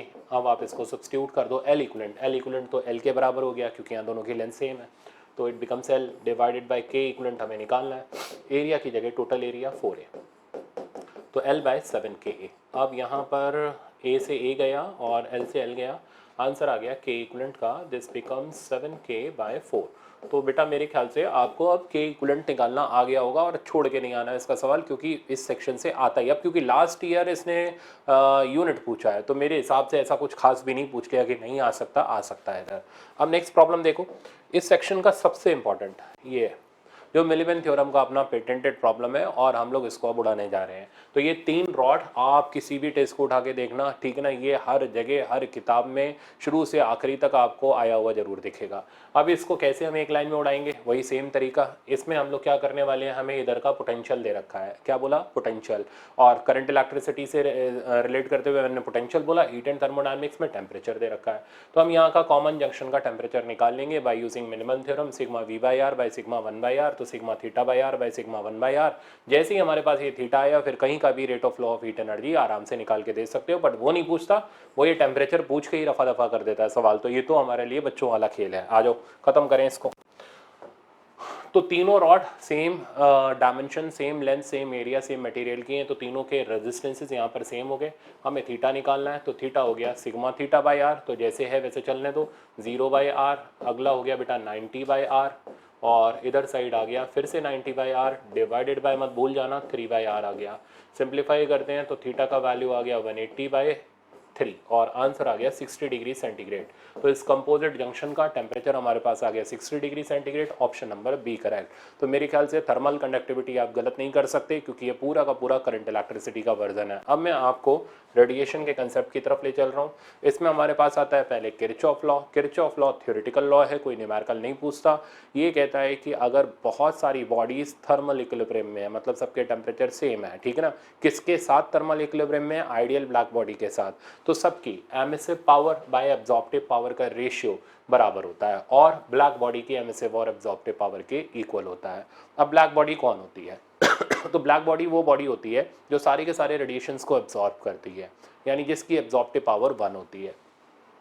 तो अगर हम ब्लैक बॉडी की एब्जॉर्प्टिव पावर 1 डाल दें तो यानी किसी भी जनरल बॉडी की एमिसिव और एब्जॉर्प्टिव पावर का रेशियो सिर्फ और सिर्फ emissive power of black body के बराबर होगा। ये किरचॉफ लॉ होता है जिसका थ्योरेटिकल स्टेटमेंट जो मैंने अभी आपको बताया एज इट इज पूछा जाता है, ठीक है ना। तो जिसकी आपने ये भी सुना होगा good absorbers are good emitter, तो जिसकी एब्जॉर्प्टिव पावर सबसे ज़्यादा होगी उसकी एमिसिव पावर भी सबसे ज़्यादा होगी। तो इसमें ये पूछा जाता है कि जैसे बहुत सारी बॉडीज देगी, उनकी एब्जॉर्प्टिव पावर दे दी, कहता बताओ कौन गुड एब्जॉर्बर है गुड एमिटर है, तो आप उससे कंपेयर करके देख सकते हो। जिसकी एब्जॉर्प्टिव पावर जितनी ज़्यादा, जो जितना ज़्यादा एब्जॉर्ब करेगा उतना ज़्यादा रेडिएट भी करेगा, ठीक है ना। तो ये थ्योरी हमारी इससे जनरेट होती है। अब इसी चीज़ को न्यूमेरिकल वर्जन की तरफ ले चलते हैं रेडिएशन का। अगर किसी ने सबसे अच्छा यहाँ पर वर्जन तैयार किया है तो वो स्टीफेंस लॉ है। स्टीफेंस लॉ पूरे रेडिएशन का मेन कंसेप्ट है, इसी से हमारा न्यूटन्स लॉ जनरेट होता है, इसी पे हमारा वीन्स लॉ जनरेट होता है। तो स्टीफेंस लॉ हमें एमिसिव पावर के बारे में बताता है। एमिसिव पावर होती है energy radiated per unit time per unit area, ठीक है ना। ये मैंने यहाँ पर लिखा हुआ आप देख सकते हो। तो एमिसिव पावर होती है energy radiated per unit time per unit area. इसको हम इंटेंसिटी ऑफ थर्मल रेडिएशन भी बोल सकते हैं, क्योंकि इंटेंसिटी भी तो यही सेम यूनिट में होती है, वॉट पर मीटर स्क्वायर। तो आप इसको एमिसिव पावर बोलो, इंटेंसिटी ऑफ थर्मल रेडिएशन बोलो, दोनों बात बराबर है। ये कहता है आइडियल ब्लैक बॉडी की एमिसिव पावर डायरेक्टली प्रोपोर्शनल होती है टी की पावर 4 के, ठीक है ना। हाँ, इसमें ध्यान रखना कोई सराउंडिंग नहीं लिया। अगर सराउंडिंग होगी कि मान लो ब्लैक बॉडी T0 केल्विन की सराउंडिंग में, तो नेट एमिसिव पावर जो होगी वो होगी सिग्मा T की पावर 4 माइनस T0 की पावर 4 या T0 की पावर 4 माइनस T की पावर 4, डिपेंडिंग कौन टेम्परेचर ज़्यादा कौन सा टेम्परेचर कम है। तो अगर कोई सराउंडिंग नहीं है तो प्रोपोर्शनल टू T की पावर 4, अगर है तो फिर T की पावर 4 माइनस T0 की पावर 4। और प्रोपोर्शनलिटी का साइन हटाएं तो कांस्टेंट आता है, इसको बोलते हैं सिग्मा, स्टीफेंस कांस्टेंट। यूनिट इसका E बाई टी की पावर 4, E का यूनिट वॉट पर मीटर स्क्वायर और T की पावर 4 का केल्विन की पावर 4। तो सिग्मा का यूनिट हो गया वॉट पर मीटर स्क्वायर, केल्विन की पावर 4, जो मैंने आपको पहले भी बताया था। अच्छा, वैल्यू सिग्मा का 5.89 होता है, तो राउंड फिगर में 6 ले लो ताकि कैलकुलेशन आसान हो जाए। तो 6 इंटू 10 की पावर -8, ये कॉन्स्टेंट होता है, हर चीज़ के लिए सेम मिलेगा। अब ये तो होगी ब्लैक बॉडी, यानी जिसकी एब्जॉर्प्टिव पावर 100% होती है। पर हम तो बात करते हैं जनरल बॉडी की। तो किसी जनरल बॉडी के लिए अगर आप स्टीफेंस लॉ मॉडिफाई करोगे तो हमें बस एक छोटा सा टर्म मल्टीप्लाई करना पड़ेगा, इसको बोलते हैं एमिसिविटी, जो कि ये बताता है कि कितना fraction general body black body का रेडिएट कर रही है। तो हम एमिसिविटी से मल्टीप्लाई कर देते हैं तो हमें जनरल बॉडी की एमिसिव पावर या इंटेंसिटी ऑफ थर्मल रेडिएशन मिल जाता है। तो emissive power of general body का फॉर्मूला हो गया E सिग्मा टी की पावर 4 या फिर E सिग्मा टी की पावर 4 माइनस T0 की पावर 4। अब इसी चीज़ को हम आगे और मॉडिफाई करें तो देखना आप कैसे मैं मॉडिफाई कर रहा हूँ, ठीक। अभी इधर नहीं, अभी इधर देखना।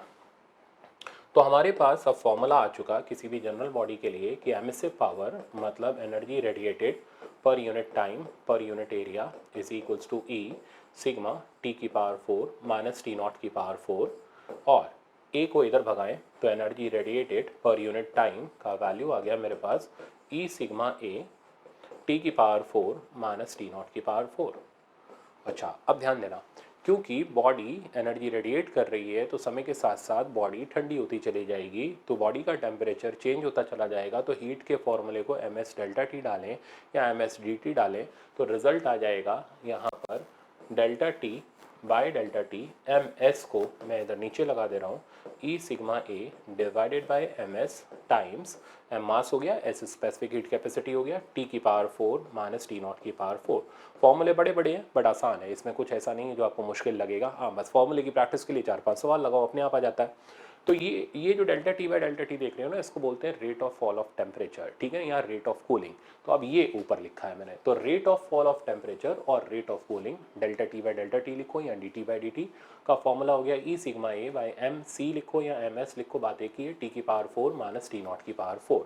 अब इसकी प्रॉपर्टी सुनो, ठीक है ना, कई सवाल थ्योरी पे भी मिल जाते हैं, तो ये थ्योरी पॉइंट बहुत इंपॉर्टेंट है। तो when a body cools by radiation then rate of cooling depends upon nature of radiating surface. तो एमिसिविटी यानी नेचर ऑफ रेडिएटिंग सरफेस के ऊपर डिपेंड करेगा, ठीक है ना। Greater the emissivity faster will be the cooling, तो जितनी एमिसिविटी ज़्यादा होगी उतनी जल्दी बॉडी ठंडी होगी। एरिया ऑफ रेडिएटिंग सरफेस, तो एरिया के ऊपर वो तो आप डायरेक्ट देख सकते हो, एरिया जितना ज़्यादा होगा उतनी जल्दी बॉडी ठंडी होगी। Okay, mass of radiating body, mass जितना कम होगा उतनी जल्दी ठंडी होगी। Next temperature of radiating body, तो टेम्परेचर जितना ज़्यादा होगा रेट ऑफ कूलिंग भी उतना ज़्यादा होगा। Temperature of surrounding, greater the temperature of surrounding slower will be the cooling, तो ये जितना ज़्यादा होगा ना तो गैप उतना कम होता चला जाएगा, तो सराउंडिंग के टेम्परेचर ज़्यादा होने से रेट ऑफ कूलिंग कम होता है, ठीक है ना। तो ये छोटे मोटे पर बड़े काम के पॉइंट है। तो फिलहाल स्टीफन लॉ जो रेडिएशन का मेन कंपोनेंट है, जो रेडिएशन का मेन कंसेप्ट है, वो आपको हर हाल में दिमाग में सेट होना चाहिए। अब मैं इसकी प्रॉब्लम दिखाता हूँ, देखो आप। तो स्टीफन लॉ के ऊपर ये पहला प्रॉब्लम है, टू ब्लैक मेटलिक स्फीयर। अब ये क्वेश्चन में चिल्ला चिल्ला के बता रहा है कि भाई ब्लैक बॉडी लेते हुए चलनी है, of radius 4 metre and 2000 kelvin temperature. दूसरे का रेडियस इतना, टेम्परेचर 4000। तो पहले का रेडियस हमें दे रखा है 4 मीटर और टेम्परेचर 2000 केल्विन।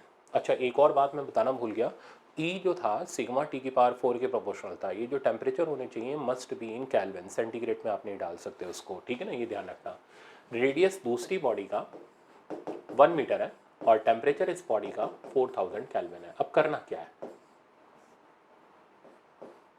करना ये will have ratio of energy radiation. तो हमें एम से पावर नहीं निकालनी, एनर्जी रेडिएशन का रेशियो यानी delta Q by delta T का रेशियो निकालना है। तो पहले फॉर्मूला लिखना पड़ेगा, तो delta Q by delta T is equals to, अब ई की वैल्यू तो 1 हो जाएगी क्योंकि ब्लैक बॉडी है, तो सिग्मा ए टी की पावर 4, सराउंडिंग के बारे में कुछ बोला नहीं गया तो हम भी नहीं लेते हुए चल रहे हैं। तो आप जरा चेक करो कि ये जो delta Q by delta T है ए टी की पावर 4 के प्रोपोर्शनल है। अब क्योंकि स्फेरिकल बॉडी है तो एरिया 4 पाई आर स्क्वायर हो गया, और हमें रेशियो लेना है, तो प्रोपोर्शनलिटी में जो चीज़ें कांस्टेंट होती हैं या जो रेशियो में जो चीज़ें कांस्टेंट होती हैं वो कट जाती हैं, तो यहाँ आ जाएगा आर स्क्वायर टी की पावर 4। तो अब हम दोनों का रेशियो ले लेते हैं, तो delta Q by delta T of first body is to delta Q by delta T of second body का रेशियो मेरे पास आ गया R1 बाई R2 का whole square times T1 by T2 की पावर 4। अब आप बस वैल्यू सब्स्टिट्यूट कर दो, R1 बाई R2 4 बाई 1, तो 4 बाई 1 की power 2 times T1 by T2, T1 by T2 हो गया हाफ की पावर 4। तो ये हो गया ऊपर 16, नीचे हमारे पास आ गया 16, आंसर आ गया 1:1। तो आप देख रहे हो दोनों का energy radiated per unit time का रेशियो 1:1, यानी ऑप्शन नंबर ए करेक्ट हो गया। तो कहाँ से मुश्किल है, आसान है, ठीक है ना, आप आराम से कर सकते हो। अब नेक्स्ट देखो, नेक्स्ट आपका थ्योरेटिकल प्रॉब्लम है। अब इसमें आपकी बेसिक जो नॉलेज है वो तगड़ी होनी चाहिए। जैसे सवाल देखो, कह रहा sphere, cube and thin circular plate all are made up of same substance. तो सब्सटेंस सेम है, ठीक है ना, तो इसका मतलब क्या हुआ, स्पेसिफिक हीट सेम हो गई। इनका आप देखोगे सब्सटेंस सेम होने से स्पेसिफिक हीट सेम हो गई, डेंसिटी सेम हो गई, तो ये बेसिक कंडीशन जो मटेरियलिस्टिक प्रॉपर्टीज़ हैं वो सब सेम हो गई। Same substance and have same mass, mass भी इनका सेम है। These are heated to 200 degree centigrade and then placed in room. तो हमें बताना है temperature drops to at last, मतलब किसका रेट ऑफ कूलिंग ज़्यादा होगा। जिसका रेट ऑफ कूलिंग जितना ज़्यादा होगा वो उतनी जल्दी ठंडा होगा और जल्दी से उसका टेम्परेचर रूम टेम्परेचर के बराबर होगा। तो अब क्या किया हमने, डेल्टा, इसको मैं delta T by delta T लिखता हूँ, आपको समझने में आसानी हो जाएगी। तो रेट ऑफ कूलिंग का हमने फॉर्मूला लिखा, E sigma A by M S, ये T power 4 minus T not की पावर 4।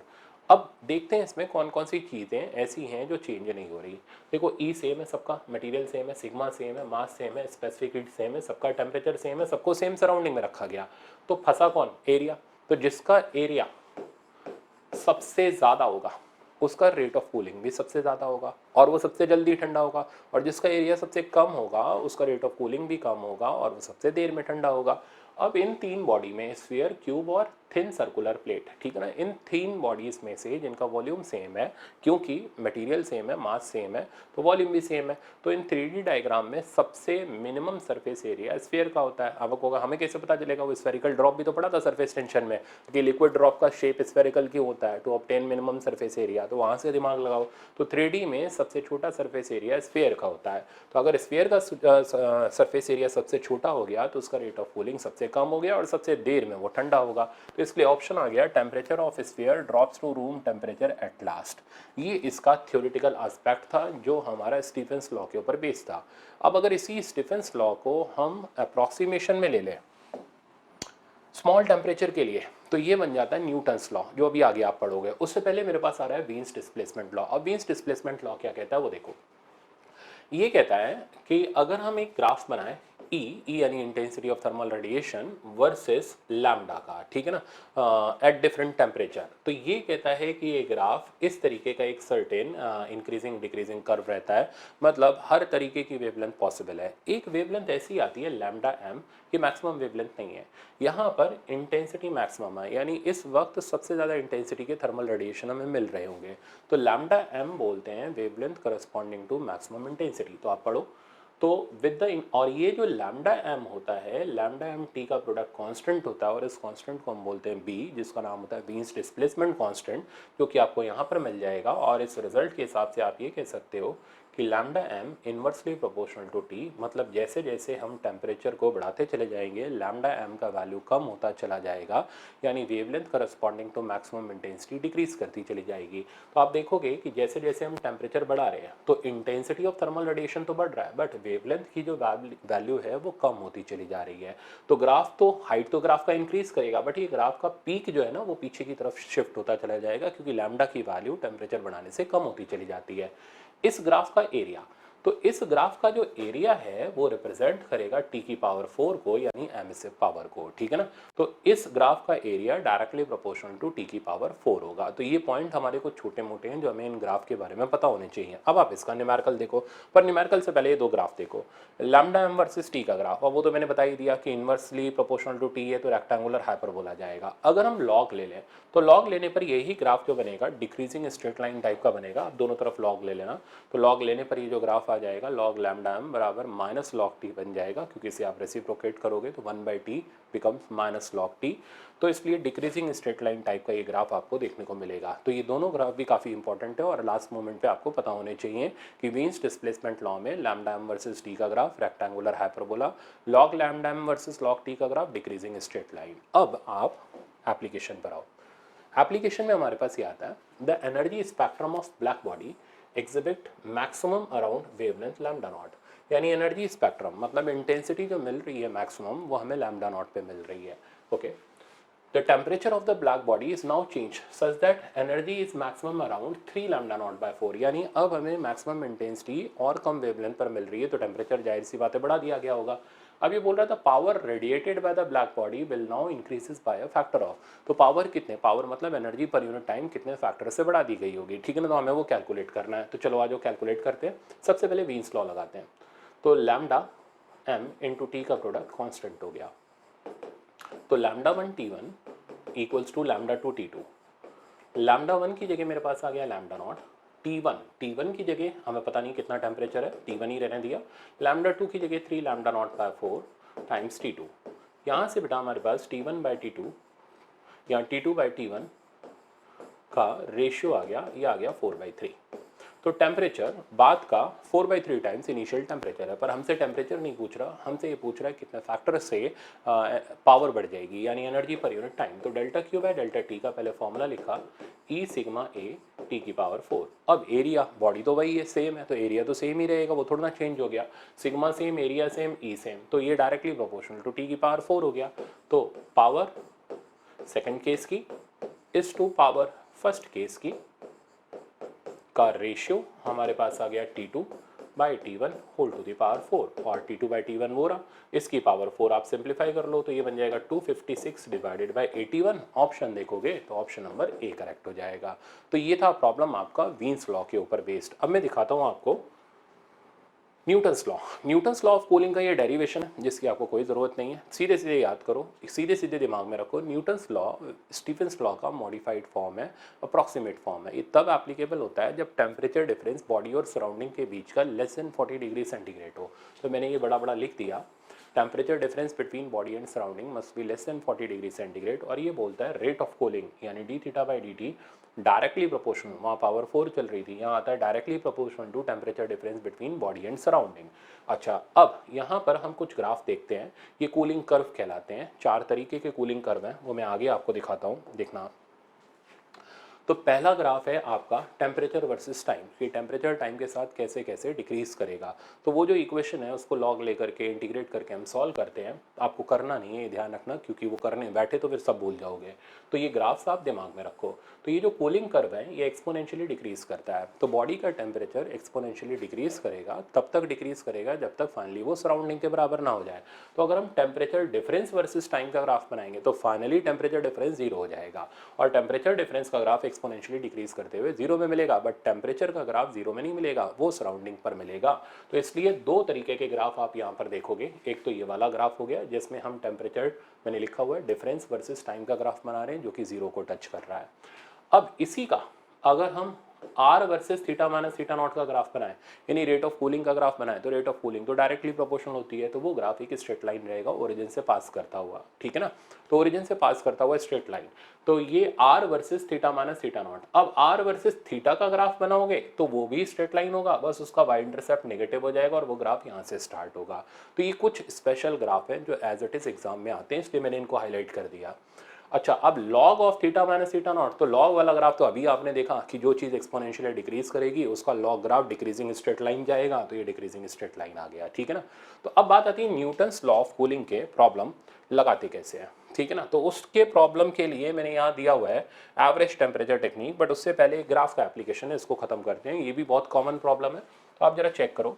टेम्परेचर वर्सेस टाइम का ग्राफ है, तो टेम्परेचर कहाँ तक कम होगा, जीरो तक नहीं जाएगा, टेम्परेचर इसका सराउंडिंग टेम्परेचर तक जाएगा, ठीक है ना। टेम्परेचर डिफरेंस जो होता, ठीक है ना, वो जीरो तक जाता है। एग्जांपल ले लो, मान लो आप चाय पी रहे हो, ठीक है ना। अब चाय को अगर आप रूम में छोड़ दो तो वो चाय का टेम्परेचर कहाँ तक जाएगा, रूम टेम्परेचर तक ही तो जाएगा, उससे नीचे तो नहीं जाएगा। फाइनल टेम्परेचर डिफरेंस कितना हो जाएगा चाय और सराउंडिंग का, वो जीरो हो जाएगा। तो टेम्परेचर डिफरेंस का ग्राफ बनाओगे ना, वो जीरो को टच करेगा। टेम्परेचर का ग्राफ बनाओगे तो वो थीटा नॉट यानी सराउंडिंग को टच करेगा। ये दोनों ग्राफ में छोटा सा अंतर होता है, दोनों रहते एक्सपोनेंशियली डिक्रीजिंग है। अब हमसे क्या पूछा जा रहा है, कहता है tan phi2, तो phi2 tan phi2 ये इस जगह पर बनी हुई टेंजेंट है, और tan phi1 ये इस जगह पर बनी हुई टेंजेंट है। अब थीटा वर्सेस टी ग्राफ में टेंजेंट, तो किसी भी ग्राफ में स्लोप ऑफ टेंजेंट, ठीक है ना, तो जो स्लोप होता है यानी tan phi होता है वो हो जाता है dy अपॉन dx, और dy अपॉन dx करोगे तो d थीटा बाई dt मिलेगा, जिसको हम रेट ऑफ कूलिंग बोलेंगे। न्यूटन्स लॉ से ये हो जाएगा directly proportional to temperature difference between body and surrounding. तो इसका tan phi और कुछ नहीं minus K times theta minus theta naught, जहाँ थीटा हो गया temperature of body, theta naught हो गया टेम्परेचर ऑफ सराउंडिंग। अब हमें tan phi2 और tan phi1 का रेशियो बताना है, तो tan phi2 by tan phi1 का रेशियो अगर हम लेंगे तो माइनस के तो कट जाएगा। अब tan phi2 वाले में बॉडी का टेम्परेचर थीटा2 है, सराउंडिंग का वो तो थीटा नॉट ही है, divided by theta one minus theta not. तो आप देख रहे हो ना, ग्राफ भी आसान है, ऑप्शन हमारा इसमें बी करेक्ट हो गया, 4 नंबर हमें दिला के गया। तो ये ग्राफ के सवाल इसमें बहुत ज़्यादा पूछे जाते हैं न्यूटन्स लॉ पे, तो हो सकता है इस साल आपको न्यूटन्स लॉ का ग्राफिकल प्रॉब्लम मिल जाए। अब चलते हैं हम नेक्स्ट पर कि न्यूटन्स लॉ के न्यूमेरिकल प्रॉब्लम को कैसे सॉल्व करते हैं। इसके लिए आती है एवरेज टेम्परेचर टेक्निक। अब एवरेज टेम्परेचर टेक्निक क्या होती है, वो जो D theta by D T था उसको मैंने लिखा delta theta by delta T. अब चीज़ें ध्यान से सुनना। तो हमने एक बॉडी को जिसका टेम्परेचर थीटा1 था, जो थीटा नॉट की सराउंडिंग में रखी हुई थी, को छोड़ दिया। थोड़ी देर बाद ये बॉडी ठंडी होकर के थीटा2 के टेम्परेचर पर मिल रही है, सराउंडिंग का टेम्परेचर वही थीटा नॉट है। ऐसे समझो चाय को रूम में छोड़ा, शुरू में चाय आप कोई भट्टी में से तो उठा के लाए नहीं थे जो 200 डिग्री सेंटीग्रेड होगा। चाय का टेम्परेचर 60 डिग्री सेंटीग्रेड था, थोड़ी देर बाद चाय ठंडी होकर 40 डिग्री सेंटीग्रेड पर आ गई, तो चाय का टेम्परेचर 60 से 40 तक फॉल करके आया, ठीक है ना। अब हम एवरेज टेम्परेचर टेक्निक देखने जा रहे हैं। एवरेज टेम्परेचर टेक्निक हो गई delta theta by delta T minus K theta minus theta not. तो इस टेक्निक में अब डेल्टा थीटा होगा थीटा2 माइनस थीटा1 यानी बॉडी का final temperature minus initial temperature divided by delta T यानी वो टाइम जितनी देर में ये टेम्परेचर फॉल किया, कि एज इट इज रहेगा, इसके बारे में हमें कुछ नहीं पता होता। ये जो थीटा है इसलिए इस टेक्निक का नाम एवरेज टेम्परेचर। अब ध्यान से सुनना, ये जो थीटा है ये बॉडी का एवरेज टेम्परेचर हो गया। एवरेज लेने का तरीका थीटा1 प्लस थीटा2 divided by 2 minus theta naught हो गया सराउंडिंग का टेम्परेचर। इससे हम न्यूमेरिकल लगाते हैं न्यूटन्स लॉ ऑफ कूलिंग के। कैसे, तो देखो, अब जैसे इसमें क्वेश्चन हमेशा 2 स्टेज में पूरा होता है। एक स्टेज से डाटा फाइंड करते हैं, दूसरे स्टेज में पुट करके क्वेश्चन का आंसर निकालते हैं। जैसे ये कह रहा है अ कप ऑफ टी, लो चाय आई गई, ठीक है ना। तो a cup of T cools from 80 degree centigrade से 60, तो यहाँ पर टेम्परेचर बॉडी का 80 से 60 तक फॉल करके जा रहा है। इन 1 मिनट, 1 मिनट के अंदर, तो डेल्टा टी हमें दे रखा है 1 मिनट। ओके, अब जरा समझो, थीटा 1 पता, थीटा 2 पता, टाइम पता। ओके, आगे एम्बियंट टेम्परेचर मतलब सराउंडिंग टेम्परेचर हमें दे रखा है, थीटा नॉट दे रखा है 30 डिग्री। तो भाई थीटा 1 पता, थीटा 2 पता, थीटा नॉट पता, डेल्टा टी पता, तो यहाँ से क्या पता चल जाएगा। तो पहले हम इधर लगाते हैं एवरेज टेम्परेचर टेक्निक। तो delta theta by delta T equals to minus K theta minus theta not. Data substitute करो, डेल्टा थीटा, दिमाग फालतू का मत लगाना, फाइनल माइनस इनिशियली करना, वो नेगेटिव नेगेटिव कटेगा तब के आएगा सही से। तो थीटा 2 माइनस थीटा 1, तो ये हो गया -20 in time 1 minute equals to minus K. अब ये थीटा हो गया एवरेज, 60 और 80 का एवरेज लोगे तो वो मिलेगा 70। तो 70 माइनस सराउंडिंग हो गया 30, सेंटीग्रेड कट गया दोनों तरफ से। तो -20 by 1 minute equals to minus K, और इधर हमारे पास आ गया 40। ठीक, तो के की वैल्यू आ गई मेरे पास 1/2 मिनट। तो हमने यहाँ से के की वैल्यू ढूंढ के निकाल ली, ये आ गई हाफ पर मिनट। ठीक, अब इसका डाटा हम यहाँ इस्तेमाल करते हैं। अब क्वेश्चन में क्या पूछा गया, calculate time taken from 60 to 50। तो 60 से 50 जाने में कितना टाइम लगेगा। तो यहाँ से यहाँ का हमें टाइम निकालना है। फिर से लगाएंगे न्यूटन्स लॉ। तो अब लिखा तो हुआ ही है, बार बार मैं नहीं लिख रहा। तो डेल्टा थीटा ये हो गया -10 divided by delta T. Delta T हमें पता करना है, माइनस के की जगह आ गया 1/2 मिनट, और यहाँ आ गया एवरेज, एवरेज हो गया 60 और 50 का 55 -30। सिंप्लीफाई करते हैं तो -10 by delta T equals to -half minute, और इधर मेरे पास आ गया 25। ठीक है ना, और ये डेल्टा टी का जो वैल्यू हो गया ये हो गया 20 डिवाइडेड बाय 25, तो ये बन गया 4/5। तो 4/5 मिनट लगेंगे इसको ठंडा होने में। कहाँ से कहाँ तक, 60 से 50। अब 4/5 मिनट को आपको सेकंड में कन्वर्ट करना पड़ेगा, क्योंकि आंसर सारे सेकंड के अंदर है। तो कोई बात नहीं, 60 से मल्टीप्लाई करो, तो 4 × 60 डिवाइडेड बाय 5, ये कटा यहाँ से 12 आया, और आंसर आ गया 48 सेकंड। तो 48 सेकंड का टाइम लग रहा है। तो ऑप्शन नंबर आप देख सकते हो डी करेक्ट हो गया। और अब मेरे ख्याल से न्यूटन्स लॉ ऑफ कूलिंग भी आप कह सकते हो कि अब आपको आ गया। अब प्रैक्टिस के लिए आपको टेस्ट सॉल्व करना है। आज के टेस्ट में आपको इंपॉर्टेंट क्वेश्चन नहीं मिलेंगे, क्योंकि पूरा टॉपिक ही इंपॉर्टेंट है। 2 क्वेश्चन का सेट इससे मिलने वाला है, इसलिए आप हीट के अंदर ये जो टॉपिक मैंने आज कराए, इनके दोनों टेस्ट पूरे के पूरे अटेम्प्ट करो। और इतने दिनों से आप पढ़ रहे हो, आपने इतना अच्छा लेवल अपना तैयार किया है, तो आपके लिए केटीजी एंड थर्मोडायनेमिक्स में एक सरप्राइज रहेगा। ठीक है ना, वो सरप्राइज क्या रहेगा वो नेक्स्ट लेक्चर में ही बताऊंगा। केटीजी एंड थर्मोडायनेमिक्स के अंदर आप खुश हो जाओगे, मजे आएंगे आपको। ठीक है ना, तो वो सरप्राइज मेरी तरफ से नेक्स्ट आपको जो केटीजी और थर्मोडायनेमिक्स में पढ़ाऊंगा उसके अंदर बताऊंगा क्या चीज़ है। ठीक है, अब आज का लेक्चर हम यहीं वाइंड अप कर रहे हैं। आपको पूरे टेस्ट करने हैं, कंसेप्चुअल और एडवांस क्वेश्चन छोड़ने नहीं है, क्योंकि इसमें 3 टॉपिक हैं। तो अब मैं उसमें इंपॉर्टेंट बताऊंगा तो बहुत ज़्यादा पार्शियलिटी हो जाएगी। आप फुल पूरे के पूरे टॉपिक्स को प्रिपेयर करो, छोड़ना मत। Thank you so much.